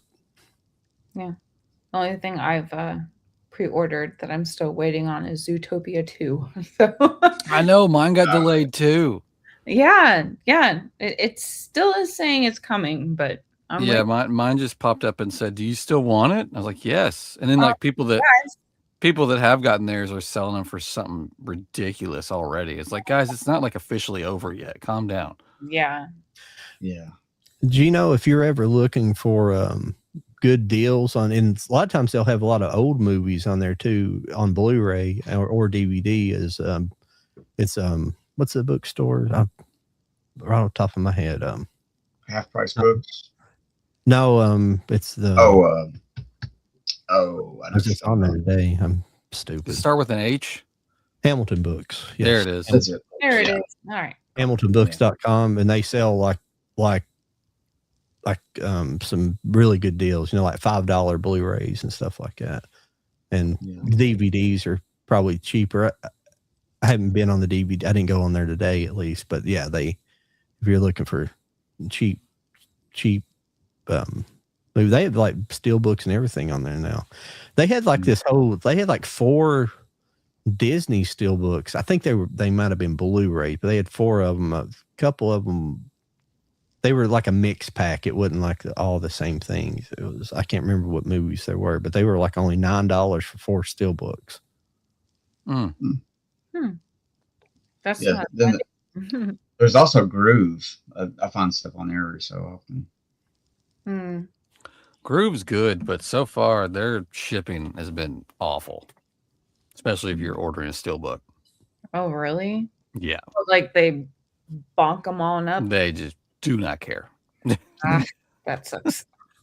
Yeah, I hate that which is weird because I'm pretty sure Groove is like I think it's Universal. I think they're like a Universal, like they're basically Universal.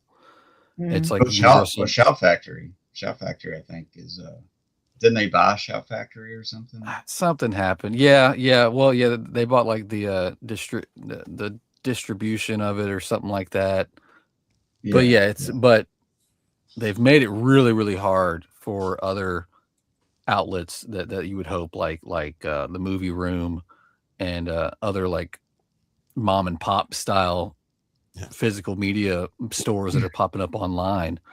But Groove is really just kind of taking over this market because it's got the backing of, I'm pretty sure it's Universal. I don't think I'm overstepping when I say that, but their shipping sucks. So it's like, if you guys want to take over this market, pack your shit. No, that's awful. And that's another thing that I find so annoying where it's like with Amazon or other companies like what you're describing, like with eBay, like, yeah, you're paying a little bit extra because they're, like, hey, we got something that you can get, but they like bubble wrap it like 3 times. And Yeah. I've always had good experiences with it. Where it's like, yeah, I'm paying the price, but like you're making sure that my product gets here the way it should be. And there was one time I still own this Tucker and Dale versus Evil steelbook that got slightly dented, but it's enough where I'm like, fine, whatever. But I still hold a grudge for that bastard that just let that go in the box. That's fair. That's fair. Well, with eBay, they bubble wrap it and they take care of it. And it's like, yeah, I paid a little bit more than I probably should have, but I really wanted it. And they made sure that it got here safely. Like, that's what you should do. So This is how this came. They sent this. How fucked up is that? It was more fucked up before I knocked some of the dents out of it. Oh no, you had to know. This was in COVID, and it was just going to be a pain in the ass. I just the discs were all right. The 4K the steelbooks inside are fine. Yeah. I'm sorry. I do point at the dents. I'm so concerned. Oh, there you go. Okay. Yeah. Oh no. Oh. Was that Amazon or Best Buy? That was Amazon. Oh no, it's Best Buy. It was Best Buy, the bastards. Yeah, Best Buy couldn't do those steelbook boxes to save their fucking lives. Well, it was a soft envelope. It wasn't even in a box. Oh yeah. What? Yeah. Yeah. But it is soft. I'm That's angry. why like 90% of those Rambo box sets that went out that were still boxes, they all arrived with dents. Like you couldn't get one. Yeah. It's like, but like my eye drops come in like a gigantic box. Oh yeah. Yeah. One with paper wrapped around it. Definitely that. Are you kidding me? Oh, They have the most inconsistent boxing ever. I don't know how that happens. I've worked for them before, but I didn't work in the box. I didn't work in that department. I was just a picker, and then a different time I worked there, I was in returns. But I don't know how that even works there. How stuff like something little gets put in a gigantic box. right? It's so stupid. I used to work at Barnes and Noble, and I would like unbox books and then like rebox them like for purchases and stuff like that. And I like have this thing called a brain, and I figured out how to use the space appropriate, and I don't understand what's going on. Like I just ordered 2 eye drops or like something like mascara, something super small, and like a giant box arrives, and I'm like, well, what did I forget that I ordered something? And I open it, and it's 2 bits of mascara with a bunch of bubble wrap. I'm like, what are we doing today? Well, this came the other day from Amazon, and it was in a box, and it had wrapping on it. I could not believe it. It was the first time they've actually, and I was shocked. I was really shocked. I've lost count here lately at where steelbook from Amazon's arriving, and it's just in this big paper envelope where you could fit like 7 of them in there with nothing in it, and it's just so the carrier can hold the corner and throw it on my porch. Exactly. So it's either a giant box where it could get jostled, or it's in like the little paper thing where it could get dented. Bubble mailer. It's not even a bubble mailer. Not even a bubble. There was bubble to it. It's just thick cardboard, and that's it. Yeah. Yeah, insane. They also have one that you can't tear open. It's so like you just can't do it with your hands. And there's no protection inside it either. So it's kind of like, no, I've gotten a couple of those here lately too. I hate those so much. Like it's just tear here. I'm like, I can't physically tear. Oh, it's better. It's better than the other ones that have like, I don't know, insulation that belong in an attic. Have you gotten those yet? Oh yeah. It's the envelope that if you don't tear it where it says tear, and you just say, no, I'm gonna rip this fucker open. Then you're just inhaling, I don't know, some sort of Yeah, it has It's insulation. I don't know what's happening. Yeah. It's asbestos. Yeah. That's Yeah. awful. Yeah. Yeah, I've had a few of those, and those are just like, oh my god. And one day it was like raining. It was kind of semi-wet, and No. opened it, and it was all over. It was just all over the place. It was like, what Nice. the hell? I love it. And it What gets is this? nose and Yeah. We could definitely do like a 2-hour show, Amazon horror stories. This could definitely be a theme. that We would need We to need to make work a on this. video. We need to make It's like- a video for their training purposes. Yeah. So it's like, look, yeah. this is We'll put how out- you do it. We'll put out the word a week in advance. Have people send us their pictures and videos of how they've gotten shit from Amazon. We'll just start showcasing them on a show one night. Because surely you couldn't be in such a rush to get things done that you just match stuff up like that. No. It's just, there's no way. I mean, come on. No. Now, I would totally be on board for that because it's not even just Amazon. It's like, like Target. I mean, I guess you could say Walmart, like whatever. Like sometimes like it there are horror stories that you could share. So like we'll start with our qualms and then we will give solutions and then hope that they can hear. So you'd go from analyzing horror to analyzing Amazon. Yes. Yeah, it's like Yes. it's the end of mankind as we know it. Yes. I am analyzing Amazon as well. Yes, absolutely. Especially when it comes to my steelbooks. Jeez, be nice to them. Hey, speaking of, hey John, do you got Lauren's theme handy? Oh yeah. Oh, but wait a minute. God damn it. I didn't get to go yet. Oh yeah, sorry. Oh yeah. I got excited because she said something that reminded me. But yes, I am Geno, excited please. for that. But I am excited for that segment. But all right, let me go here quickly. The first film that I'm surprised has never gotten a Blu-ray release. It got a DVD release, but in friggin' Germany. Okay. And it's a weird German DVD too. It's formatted weird and everything. Like if you try to do anything with it. But on these shores in America, it's stuck in like VHS hell. Oh no. And this is a movie that's kind of special to me because it essentially formed a bond between me and this guy up in Canada named Zane Clark. Hey Zane, how you doing there? And we watch movies, like we sync up each other's like plexes or whatever, and we watch movies together on like Facebook Messenger video or whatever. And this movie is a movie that when we first saw it, we hated it. But then when we saw it again, we actually really liked it. And that movie is the Sherman Hemsley classic, Ghost Fever. Ghost Fever. John, make that big screen. I want to see this. Oh, This I'm is sorry. amazing. I apologize. Yeah. No, And then there was Ghost Dad, wasn't it? With But Bill this Cosby. this is Ghost Fever, Hell a contagious comedy for the whole family. And basically what this movie is about, it's basically about Sherman Hemsley and his buddy there, played by Luis Avalos. God, I forgot about this movie. They're two policemen who have to go enforce an eviction notice. And when they get there, they find these two beautiful Southern belles who turn out to be ghosts who can't leave their house unless they take ectoplasm pills. And to make things even weirder, the house in question was an old plantation house, and the former slave owner comes back to life as a vampire and also as a breakdancing mummy. As one should.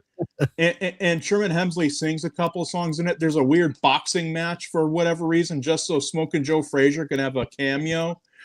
It's a real mess of a movie, and if you'll take a gander down here, I don't know if the camera will pick that up. Yeah. It's directed by our good old friend Alan Smithy. Oh yeah. And this is the DVD with the most gratuitously inappropriate cover for a family film you'll ever see. All right, can't wait. Oh, hello. I can't wait. Like, there's at Wow. no point in this movie where there's a chick naked like that. Like, there's at no point at all. And who the hell Is is it the this same guy? movie? Is that Tina Turner? Tina Turner ripoff. We wish. But yeah, Ghost Fever, it's not the best movie in the world, admittedly. But hey, if Manos the freaking Hands of Fate can get a Blu-ray, why not this? Right. Yeah. You know? So there's Ghost Fever, done and dusted. Great song at the end, by the way, sung by Sherman Hemsley. Ghost Fever, it comes on supernaturally. Ghost Fever, spirit set me free. Hell yeah. And so my next thing that I think needs an upgrade is actually not a movie, but a television program.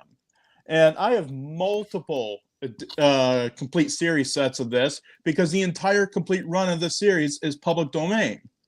But there has yet to be a Blu-ray release of this. And unfortunately, I could say this firsthand because I contacted the original the people who own the rights to the original film materials. There will probably never be an official Blu-ray release of the series, unfortunately, even though it's quite good. And that series is the 1954 to 1955 Sherlock Holmes series, starring Ronald Howard as Sherlock Holmes and featuring H. Marion Crawford as Dr. Watson. This series was a series produced in France by Guild Films by Sheldon Reynolds. And it's a really, really great series. Like Ronald Howard, who is the son of Leslie Howard, who was in Gone with the Wind, Scarlet Pimpernel, and what have you. He makes for an excellent Holmes. This was my introduction, and it's a very approachable entryway into the Sherlock Holmes mythos. Like, excellent series that unfortunately only ran for 39 episodes. He looks just like his dad. Not that one. Yeah. Yeah, I've got a bunch, but I don't have that one. I've got some of the old ones, but excellent series. That's pretty rare, yeah. Yeah. Very cool. Yeah, that's really cool. And my next film is, have any of you ever heard of a little film called The Bug's Life? Yeah. I freaking love The Bug's Life. Are you kidding me? And have you also heard of the DreamWorks ripoff called Ants? Even better. Yeah, it's good. Oh, great. Do you want to meet its grandfather?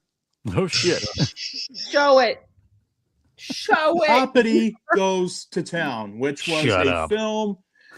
This is Hoppity Goes to Town. Original title, by the way, was Mr. Bug Goes to Town. Okay. This was a film that was produced by Max Fleischer, who, of course, is well known now as the creator of Betty Boop and did the Popeye cartoons, did the very first Superman cartoons. And he also helmed probably my favorite animated feature of all time, that being Gulliver's Travels. Mr. Bug Goes to Town is an interesting one because, unfortunately, this film has a rather sad story. And that sad story is that this film was not a box office success when it came out. And I'll tell you why. It was not a box office success because it came out 2 days before the bombing of Pearl Harbor in 1941. Wow. Okay. So this was not a success, and it cost the Fleischers their studio. Wow. And Paramount swooped in. Both Fleischer brothers handed in letters of resignation, and boom, Fleischer Studios then became Famous Studios. And while I do like the Famous Studios, and there's a whole handful of us that like the Famous Studios cartoons, the quality in animation drops drastically once it becomes Famous Studios. So yeah, this is Hoppity Goes to Town, or Mr. Bug Goes to Town, original title. Basically, he's a clever Hoppity is a incredibly clever grasshopper, but all of his wit and wisdoms can't protect his insect friends from the carelessness of the human ones. When he discovers a glorious and seemingly safe garden belonging to a kindly songwriter and his wife, Hoppity thinks his problems are solved, but the adventure is just beginning. Follow Hoppity and all of his delightful pals through a rollicking escapade with a message about taking care of our environment, which is especially important today. With music by the unparalleled team of Hoagie Carmichael and Frank Losser, the Fleischer Brothers animated gem is a classic the whole family will love. So yeah, Hoppity Goes to Town, a rather underrated and little known animated feature film from 1941. Wow. Okay. Some kind of heavy hitters behind that, the making of that movie. Yeah. And speaking of the Fleischer Brothers, now this film did get a Blu-ray release by Thunderbean Animation, an excellent Blu-ray release. I love Gulliver's Travels, but now with Paramount and Maurice Alvarado, Thad Komorowski, and Ray Pointer, and a whole bunch of others are currently restoring the Fleischer cartoons from the original Paramount archives. So hopefully we may someday see a Blu-ray release of Gulliver's Travels, an official Blu-ray. This is, while it's a great Blu-ray, and Steve Stanfield at Thunderbean Animation did a fantastic job of it, I think that because now they are coming out with the Fleischer cartoons Blu-ray from the original Paramount materials, I think it's time we finally get a good release of Gulliver, because it's my favorite animated film of all time. Just a great film. Here's a VHS copy of it that I also have. Just a fantastic film that I believe is underappreciated as well. And so now my final two I'm cheating with, because these have had deluxe 4K Blu-ray editions, but not these specific versions of these. How many of you are familiar with a man by the name of Giorgio Moroder? I don't think I've heard of him. Well, Giorgio Moroder in 1984 released a rock and roll soundtrack version of Fritz Lang's classic silent film Metropolis, featuring music by Freddie Mercury, Bonnie Tyler, Adam Ant, John Anderson, Billy Squier, you name it, they were on it. So Geno did release the Giorgio Moroder 1984 Metropolis on Blu-ray. However, we aren't so lucky with these other two rock and roll laden silent films. Probably my favorite of the two that I'm going to show is Nosferatu, the first vampire. Yes. Now you may ask, what makes this version of Nosferatu so wonderful? Well, not only is it a great film, the original 1922 silent, which this cover does not really represent, but what makes this version great is not only does it have an introduction by David Carradine, but also, and this was my introduction to the band, has a soundtrack comprised of songs by the group Typo Negative. Oh, shit. And the songs, even though they come from the first 4 albums that Typo Negative put out, the songs that were selected go wonderfully with this film. Like, this is the best version of Nosferatu you'll ever likely see. I mean, it is on YouTube. This version is on YouTube. But if you actually want a physical copy of it, and I have numerous. I have this copy, the original VHS from '98. I have this from Front Row Entertainment, and I have these two cheapies from Digiview. Big fan of that version of Nosferatu. And I also do have, and now this is a true rarity, I have the original VHS cover signed by the band. Oh, nice. So That's cool.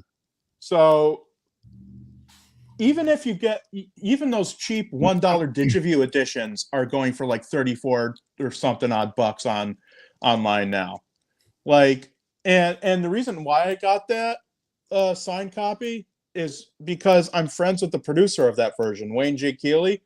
And I just want to give a good tip of the hat to you, sir. He and I, when all of his medical stuff is over with, he and I are going to work on a re-release of that, hopefully, because that version of Nosferatu is just as much of a cult classic as the Giorgio Moroder Metropolis. Like, when you hear Peter Steele's deep vampiric vocals singing over the scenes of Nosferatu climbing the stairs to suck Ellen's blood in the film, it's friggin' fantastic. Fantastic. I can't recommend it highly enough. Nosferatu plus typo negative equals happy Geno. Yep, I like it. I like Now- it. Was there any what do you call it, copyright issues with the music or anything holding it up? Or? There could be some issues that we might face with that. But hopefully we can get those ironed out and reissue it. But yeah, that's something that should definitely be reissued for the masses. Like Nosferatu, the First Vampire, typo negative, just an awesome version of an awesome movie. And I have several versions of Nosferatu, and that is by far my favorite. And I also want to give a big tip of the Stetson to my friend Nigel Driner, who formerly of the Modern Times Charlie Chaplin podcast. Now, as with Nosferatu and Metropolis, there was another film that received a rock and roll soundtrack, or at least became a rock opera. And that was this particular copy from Video Treasures, featuring an introduction by Christopher Lee of The Phantom of the Opera. Oh, And wow. a new masterpiece for the 90s. This has music by Rick Wakeman of Yes, and there are some great songs on this soundtrack. And I made a DVD. I as soon as I got this tape, which is unfortunately duplicated in the dreaded EP mode, I transferred this sumbitch to DVD, and it's all washed out and crap. And what makes it worse is this version of the film is color tinted, and there's a color sequence in it. So the colors are all just smeary SLP laden mess.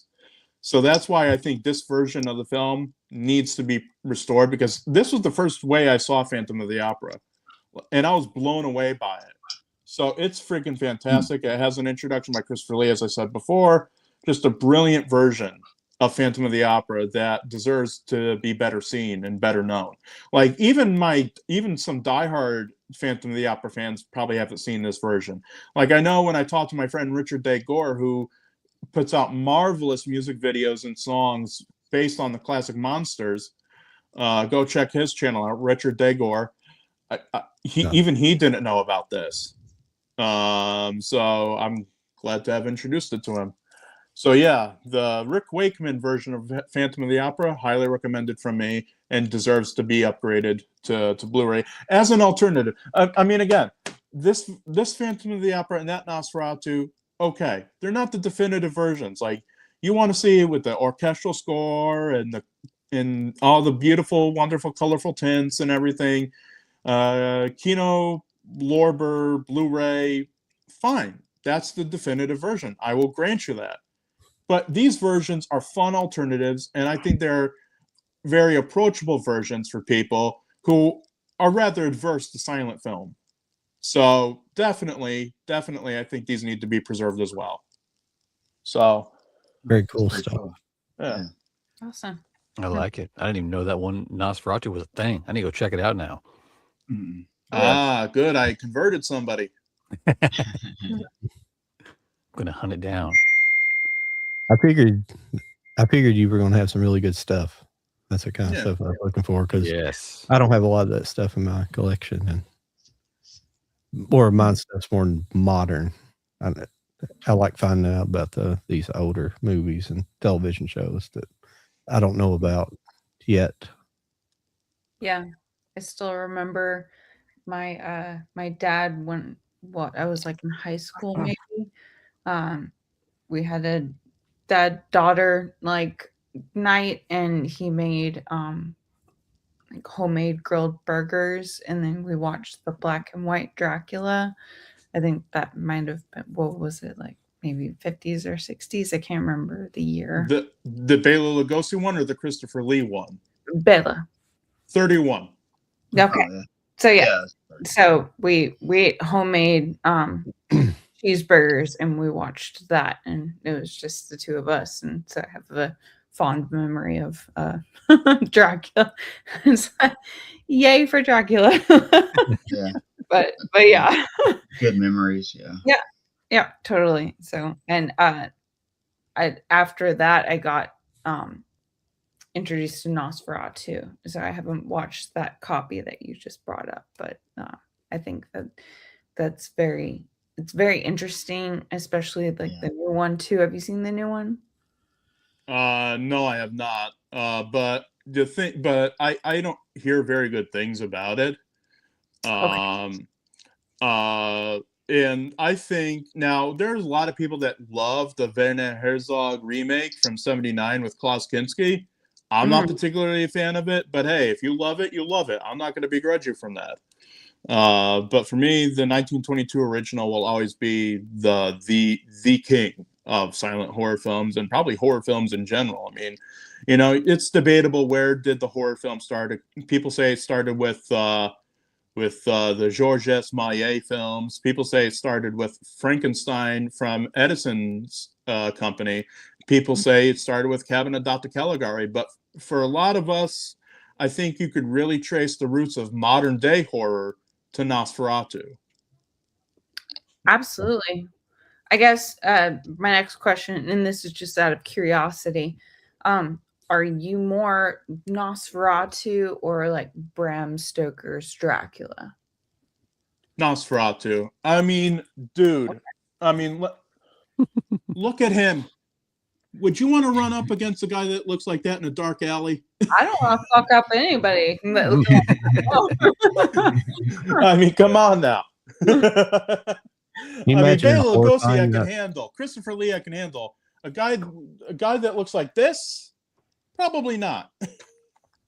I would say not as well. Yes. Could you imagine seeing that back in, being pretty much the first of its kind? You can imagine being the first audiences to watch that.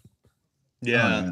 And it's silent too. So people were creeped out during the filming of it. I mean, like there were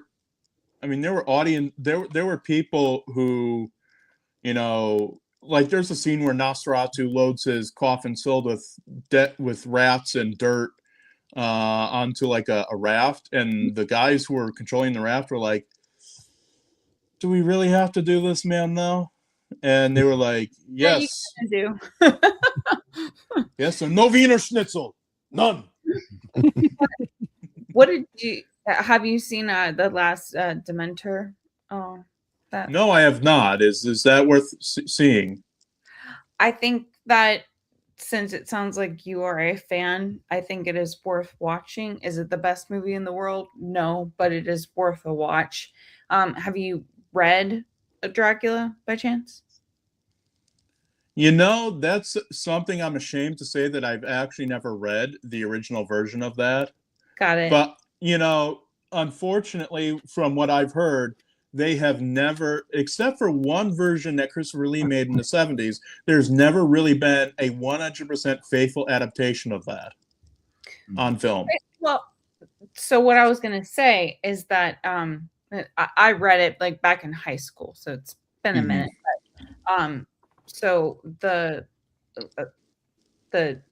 book, or excuse me, the movie that I'm talking about, it's based off of a section of chapters in the like right in the middle of the book, and it is just diaries of people on the ship being like, something weird's happened, blah blah blah blah blah, and like weird shit starts to happen. And so that's just the movie. It just embellishes on like what you would expect happened. And anyway, but yeah, and I remember that one, that when I read it in high school, I was just like, this is really uncomfortable. Like I'm just reading diary entries and I'm just like, so yeah, I think that it's I think it's worth a watch. That there are times where things get drawn out a little bit longer. I have my own criticisms, but for the most part, it is a good watch, especially if you like Dracula and its story. So I was curious if you liked that movie. Now, is that like one of these newer movies that's like a 5-hour Broadway production, or is it a nice, concise, like hour and a half maybe? Because I got ADHD. I can't handle like 5-hour movies if they're not good. I hear that. I hear that. Totally understand. I'd have to double check, but I'm feeling it's a nice crisp 145. So like, all right, maybe I can do that. 2-hour round. Well, they did come out with that one movie in 2000 called Shadow of the Vampire, where yes. William Yes, Dafoe, and indeed. it's showing the making of Yeah. Nosferatu. And the late Udo Kier is in that as well. And Yeah. Cary Elwes. Everybody forgets he's in that too. And John Uh-huh. Malkovich. Great cast for that. And pretty interesting take on the making of Nosferatu. But I may have shown this last time I was on here, but I do have Max Schreck's biography, the guy who was Nosferatu in the original 1922 film. There was a guy by the name of Stephen Eickhoff who wrote Max Schreck's biography. Unfortunately, it never got it's in German, but it never got an English translation. So I got it just for the pretty pictures because I can't read a lick of German. Yeah. I got lots of movies like that. Yeah.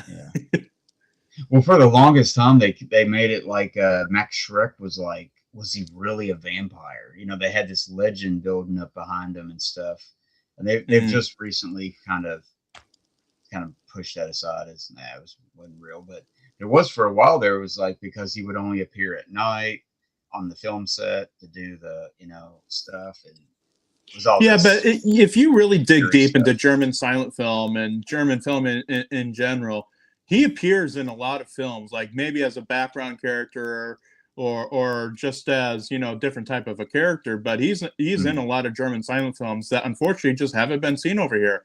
The only other German silent film that he's appeared in that's ever gotten any sort of home media release other than Nosferatu is F.W. Murnau's ill-fated comedy. Now, man wasn't well known for his comedies. He was more well known for his macabre horror films and such, and his emotionally riveting films like The Last Laugh.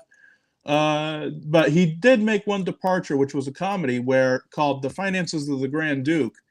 And Max Schreck is in that as like an evil conspirator with like a long goatee and frizzy hair and everything. Tall drink of water if you ever see a real picture of Max Schreck.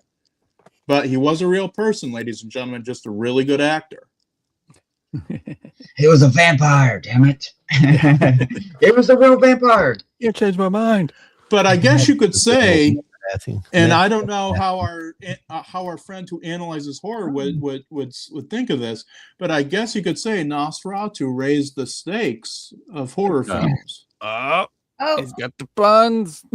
I couldn't agree more, and that's one of the reasons why I brought up The Last Mentor, because I feel like while it is still Dracula, he takes on a more like monstrous physique. So that's why I was trying to recommend it to you. But yeah, that sounds really familiar. That sounds really interesting, actually, to get that kind of take on yeah. And I guess I will say, like, what I find personally impressive and a little bit disappointing is like there's practical effects, but then the CGI is so obvious when the practical effects are done so well. So it does do that a little bit, but it does do you're more of a creature. You're not just like Gary Oldman coming at you. So yeah. No, I want to check that out because I hadn't heard of it, but it sounds interesting to me. It's good.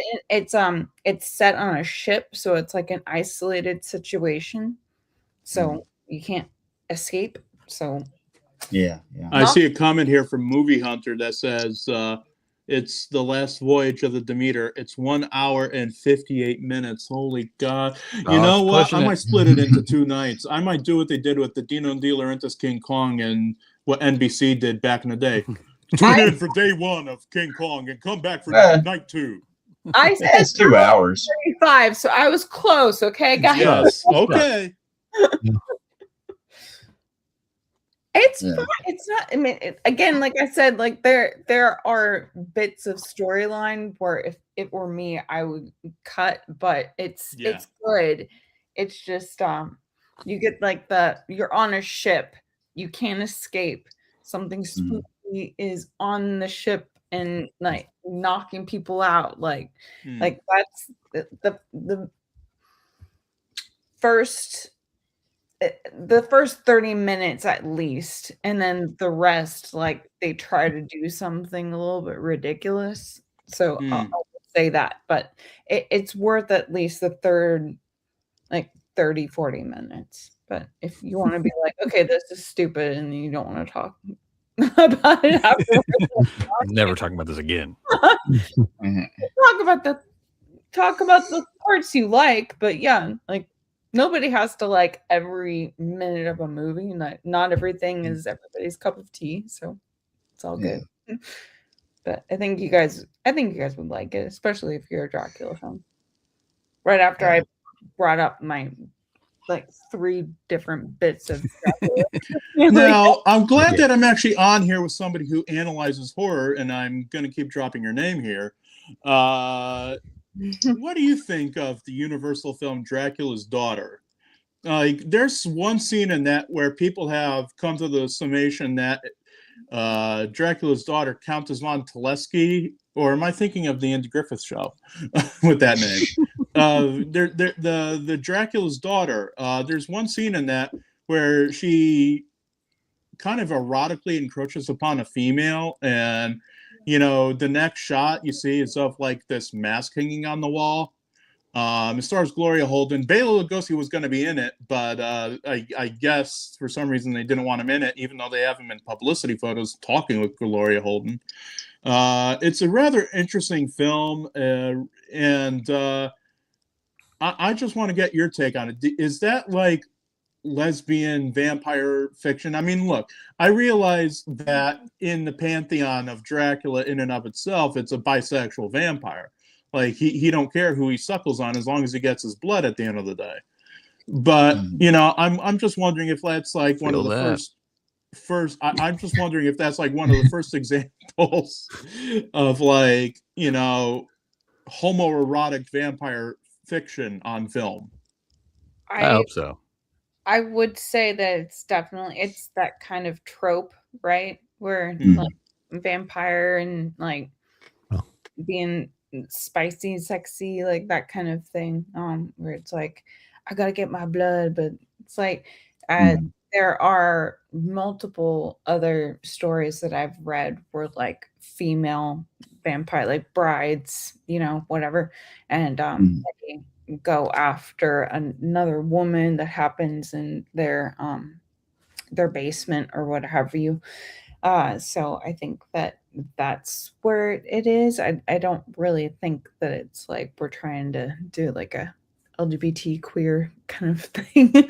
I think it's just it doesn't matter to them at a certain point, and I think that's one of the reasons why, at least for me, I find them scary like that, because they don't care. Like there's blood and you're there, and like you're their victim, and here I come. So that's how I view it. But that would be like them going after only certain blood types.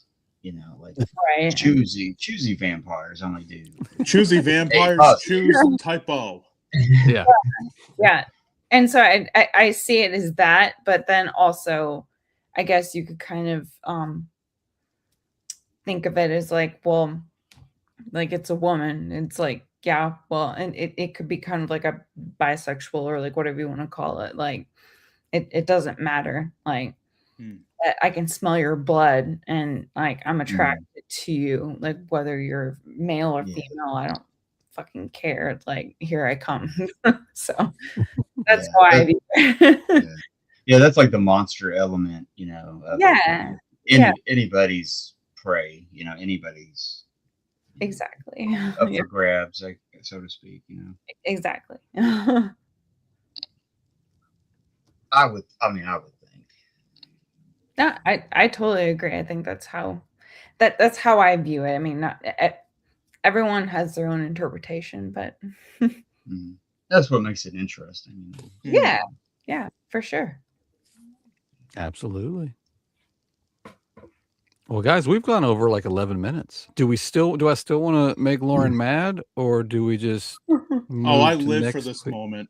Okay, then I think I love the theme song. yeah. Okay, then I think actually wanted to sing the theme song tonight, but you know Oh, the thing nice. is with my deep voice. you could Hey definitely pull it off. Lauren, look what I've got. Yeah, I wanted to do that tonight. But you know what? Oh, the bastards. She's been unfairly singled out. Yeah, no, You it's ready? fine. She likes it. I think deep down she likes it. John, I think you know what to do.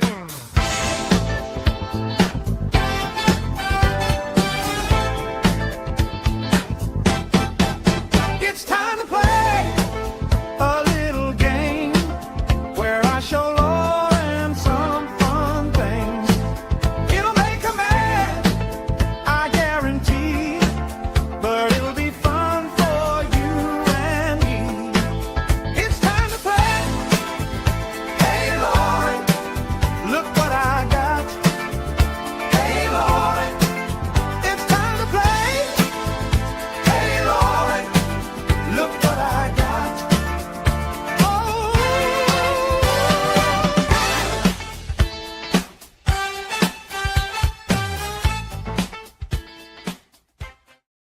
You Hey, guys Lauren. suck so much. Hey Lauren, look what I got. Now available as a 12-inch single. I think you need to get a copyright on that ASAP. So we Yeah, can- right, right. Yeah, and that needs to be on a colored vinyl. That way the Foo Hey. Fighters can't cover it and take it as their own. Oh, they would be the ones. They would be the ones. Yeah. Hey, Lauren, what's your favorite horror Christmas movie? I fear to answer that because you probably have it in your hand. Yeah, I got this really cool German edition. Check out this German edition of Krampus I got. No! No! How pretty that is. I gotta find your address. I gotta steal your shit. No, I've got an God. alarm. It's cool. I got ADT. Oh my Look at that.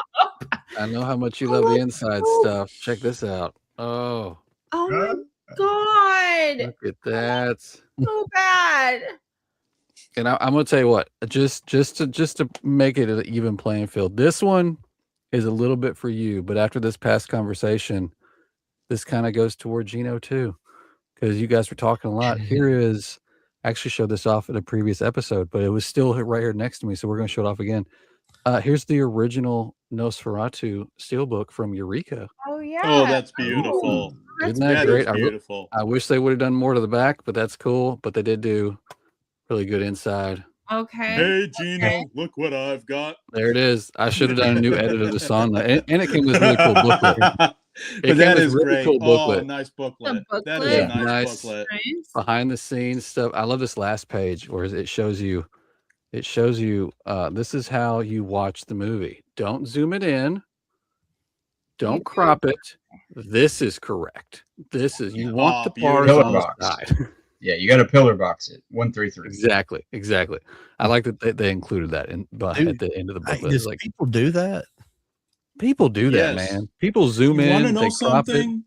You want to know something? I saw a Facebook post, and after my response, I was unfriended right away, or I unfriended that person right away. There was a post where somebody actually said, "How come they can't take my old cartoons and make them 16:9 to fit my TV?" Legit, these people do exist, and I don't want to be anywhere near them. No. Yeah.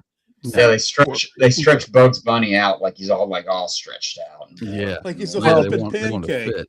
The only serious people I've ever known about that are Laserdisc people that because Mhm. Laserdiscs were formatted for, standard TVs, the CRTs. 133:1. And so whenever you watch it if you watch a letterbox on a new TV, it's not technically the right aspect ratio. So you can zoom in on that to get the correct aspect ratio. But I've never heard of people like actually doing that on an actual 4:3. Zooming it in to the point where it's Oh yeah, Widescreen. people can't stand it. People can't. Yeah, they're all stretched out. People Yeah. bitch about that outside of what, like one of the last episodes of Game of Thrones when it was like that really dark like battle scene. Like outside of that, I haven't seen people be like, "Oh, I need to zoom in, I need to zoom out." Like it's like just watch the damn movie, God. Yeah, watch it how it's meant to be watched. Just Yeah. watch it. Well, Yeah. that was a nice, short, easy. Hey, Lauren, look what I got. You're welcome. I kept it simple, even though you've been AWOL for a few episodes. So I need to get you really good sometime. Yeah, with you some good traumatized stuff. me, so thank you. It's cool. It's cool. Just put it on the list of stuff you need to find. But we've gone like 17 minutes over. So we'll just run around real quick. Geno, you are our guest tonight. Anything you want to plug real quick that you're working on, that you're excited it's coming up? Well, next week I'm going to be recording an episode of the Heart to Heart William S. Hart podcast, where me, Clive Davis, and Nick Sheehan are going to be reviewing a couple more William S. Hart films. So we're going to be reviewing the films Blue Blazes Rawdon, and we're actually going to be having on a guest to discuss the film Riddle Gone because there's very little footage from it. We're going to be having a guest on named Michael F. Blake. And this man has written no less than 3 books on Lon Chaney Sr., and because Lon Chaney Sr. actually appears in Riddle Gone. And we're going to be discussing the significance of the film to Chaney's filmography and such. So that'll be a fun episode. I'm still wanting to get Six Gun Theater back on television. The studio has yet to tell me if the virtual set has been installed, but I keep hoping and I keep waiting so I could just finally get season 4 underway. What the theme of this season will be revealed soon enough, ladies and gentlemen. And the program Cartooning with Cuddy that I was going to start, I've decided to step away from that project for now until I become more comfortable with my abilities as a cartoonist. So I'm going to step away from that for now. As far as anything else, I'm still going to be writing articles for The Current and other places like my blog Blazing Justice. I need to get back into writing. I need to get my laptop back from the shop because the screen broke. So hopefully when I get that back, hopefully everything will fall under place. And other than that, there's really not much else going on with me at the moment. What's going on with you guys? What's the haps? Yeah, right. Lauren, how about you? Ladies next. What do you guys think coming up? Anything you want to plug? Yeah, just I'm mostly on Instagram and Letterboxd. Need to catch up on my writing for movie reviews. I've got some content, especially with St. Patrick's Day coming up, like Leprechaun stuff like that. Nice. And that's mostly it. Outside of like some new projects that I'm working on, but nothing that I want to plug just yet because I'm still working on it. But those are the 2 that I would recommend to check out. Analyzing horror on both ends. So yeah, that's me. Nice. Cool. Mike, how about yourself, sir? Tomorrow night at 8:00 on my channel, I'm going to have a live stream with Mr. Dan and horror. And we are going to discuss different stuff. Like we're going to discuss Hammer horror. We're going to talk about some Kung Fu. Maybe throw some Westerns in there, and just some. Last time he was on, we didn't have enough stuff to talk about, so we're going to kind of continue that talk with some stuff. So yeah, so 8:00 tomorrow night on my channel, Eastern Time. Mr. Dan. Very nice. John, how about you, sir? Just the same old stuff. Well, actually, I want to start. So thanks everybody and I'm sorry we didn't get to all of your comments tonight. We will try to do that next week. When we have interesting conversations on here. We want to I'd rather get into the conversation than being interrupted constantly with the chat. I apologize about that. I just try to do it a little bit different right here. And I thank everybody on Instagram. Had about 10 people drop in tonight. I don't know how many people are concurrently watching, but I appreciate you guys over there stopping by. So I've been pretty much just doing TikTok videos. They're simpler, a little bit funner, and just making videos on movies and figures, and just made one for the Green Day album. So just pretty much on Instagram, TikTok, and on here on YouTube, and just doing that. So that's about it right now. Need to make some more long form for YouTube, but I just having a lot of fun doing it over on TikTok. It's just more engagement in the movie collecting community over there. So yeah, I'll need to get over there on TikTok. Yeah, you definitely get fast return over there. But yeah, I'm actually TikTok myself, Stills Resin 4Ks here on YouTube, on Instagram. I've got some new videos coming up on both YouTube and Instagram. Last night, I was actually part of a live. If anybody wants to go back and check it out over on Mega Mike's channel, we did a versus. He's doing like a versus breaking down. We're doing, and last night was Friday 13th versus Nightmare on Elm Street. I was on the Elm Street team. I'm not going to ruin it and tell you who won, but I will say the right team won. So go back and check that out. And then Lauren can go and analyze that. She can go analyze that, and we can get a video about that too. Maybe just a reaction video of you watching it. That'd be cool. But yeah, I got some stuff coming up for my YouTube videos that I've been posting more of lately. Thank God. Same thing for Instagram and TikTok, Stills Raising 4Ks. And of course on Instagram, I do the group buys. I've got a big one coming up probably tomorrow for the Tobey Maguire Spider-Man's going to open up tomorrow. So that's going to be exciting. But yes, like John said, thank you everybody in the chat for not only being here, but just chiming in. When we get a guest, we get engaged, we get going, we forget to check. I'm sorry. And Geno, we so not only get engaged, but we walk down the aisle as well. That's right. That's right. But as always, Geno, thank you for coming again. We are always welcome. Just like all of our guests are welcome to come back anytime.